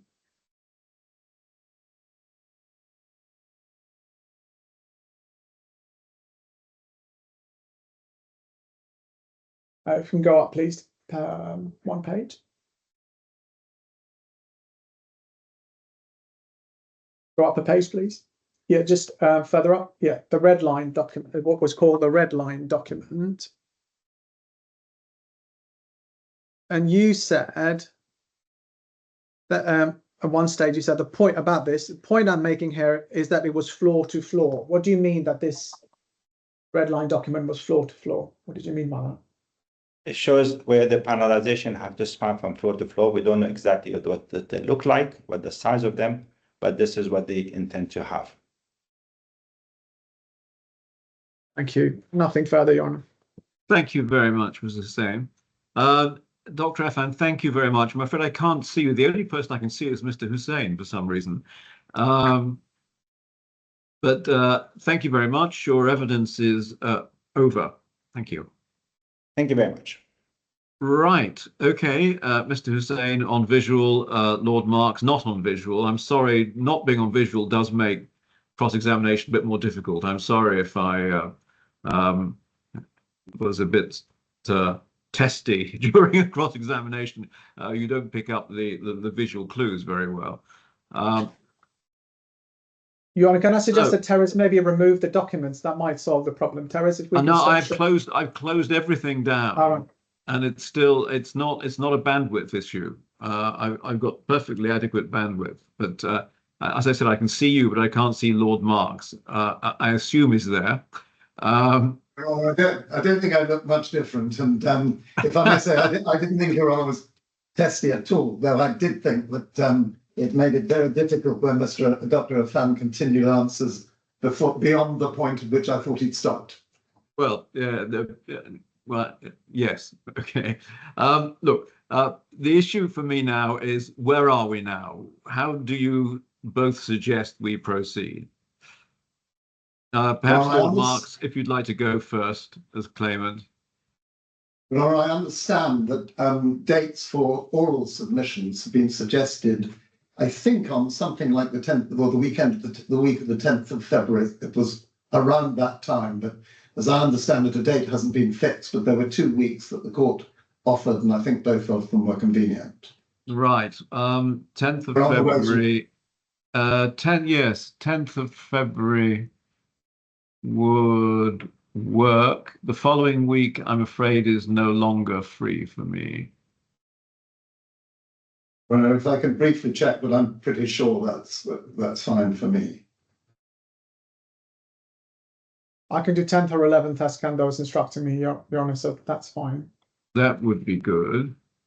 So I have now in the diary possible band closings the 11th, and I dare say that's well. Okay. Well, let's fix it for the 11th, since you can both do that. Right, yes. Okay. And then I think the suggestion that you made was that the finalised closing submissions would be exchanged on by the 31st of January, which is fine. Yes, that would suit me, certainly in terms of pre-reading before the 11th. Mr. Hussain, does that work for you? Yes, Your Honor. Good. Okay, so we'll have the closing submissions on 31st of January 25. Good. Anything else then that needs addressing? Well, that's just one very small point. If it turns out to be the case that we're able to download Exhibit P11 in CATIA software from someone, it would probably be helpful to the court if that were downloaded and made available. Well, yes. I mean, given that there is a conflict of evidence between Dr. Affan and Mr. Haslam about it, it does assume some importance. So if that document can be opened, I think it may be significant. Depends what it is, of course. Your Honor, I would request that the defendant have to apply for that. It can't just be. I mean, we are now beyond the rightful generosity to the claimant. I think when I offered, as a matter of cooperation, to put in a consolidated memorial, I said my concern was that there would be a request for a further hearing. And you want to use a very apt phrase that I might be looking for a black cat in the dark that isn't there. So we've found that black cat now. We really must stop now. So I would ask them to apply for it. Obviously, I can't shut down an application, but I really can't keep dealing with new documents. So there's no good reason supplied why this wasn't provided by the time of this hearing that the claimant asked for. Mr. Hussain, I hear all that. And frankly, I thought it was an innocuous document. And I thought it was just laying down a marker as to when the CATIA software was used. But since Dr. Affan says that Mr. Haslam is wrong, then it may have some importance. And I'm not really willing to shut out evidence that's relevant to a direct conflict of evidence. So accepting all you say, unfortunately, on this occasion, if this document can be opened, it may have some impact. It may not. But I'm not willing to shut it out, given the conflict between your client and Mr. Haslam. But I do understand exactly what you're saying, and certainly we have to draw a line now in relation to any further evidence in this case. Talking of documents, I tried to download the update electronic bundle and it corrupted. Would somebody therefore please send me a USB stick to my London chambers with the up-to-date electronic bundle on it? I'm sure that can be done. It may be sensible to wait for the transcript from today before doing that, because the transcripts are on the electronic bundle as well, I think. Okay. Yeah, I'm happy to do that. Today, so I won't be back in London. I won't be back in London until next week anyway. So I'm happy to wait a few days for it. No, I'm sure it won't take that long. Good. Anything else? I don't think we'll find any more black cats. Good. Okay. Well, that's encouraging. Anything else at all, Lord Marks? No, thank you. No, I'm sorry I can't see you. There it is. Mr. Hussain, anything else? No, thank you, Your Honour. Thank you very much. Okay, well, thank you both. And I look forward to receiving your closing submissions in January. And until then, I wish you both a Happy New Year and season's greetings. And to you. Well, thank you very much. Thank you very much indeed. Good day.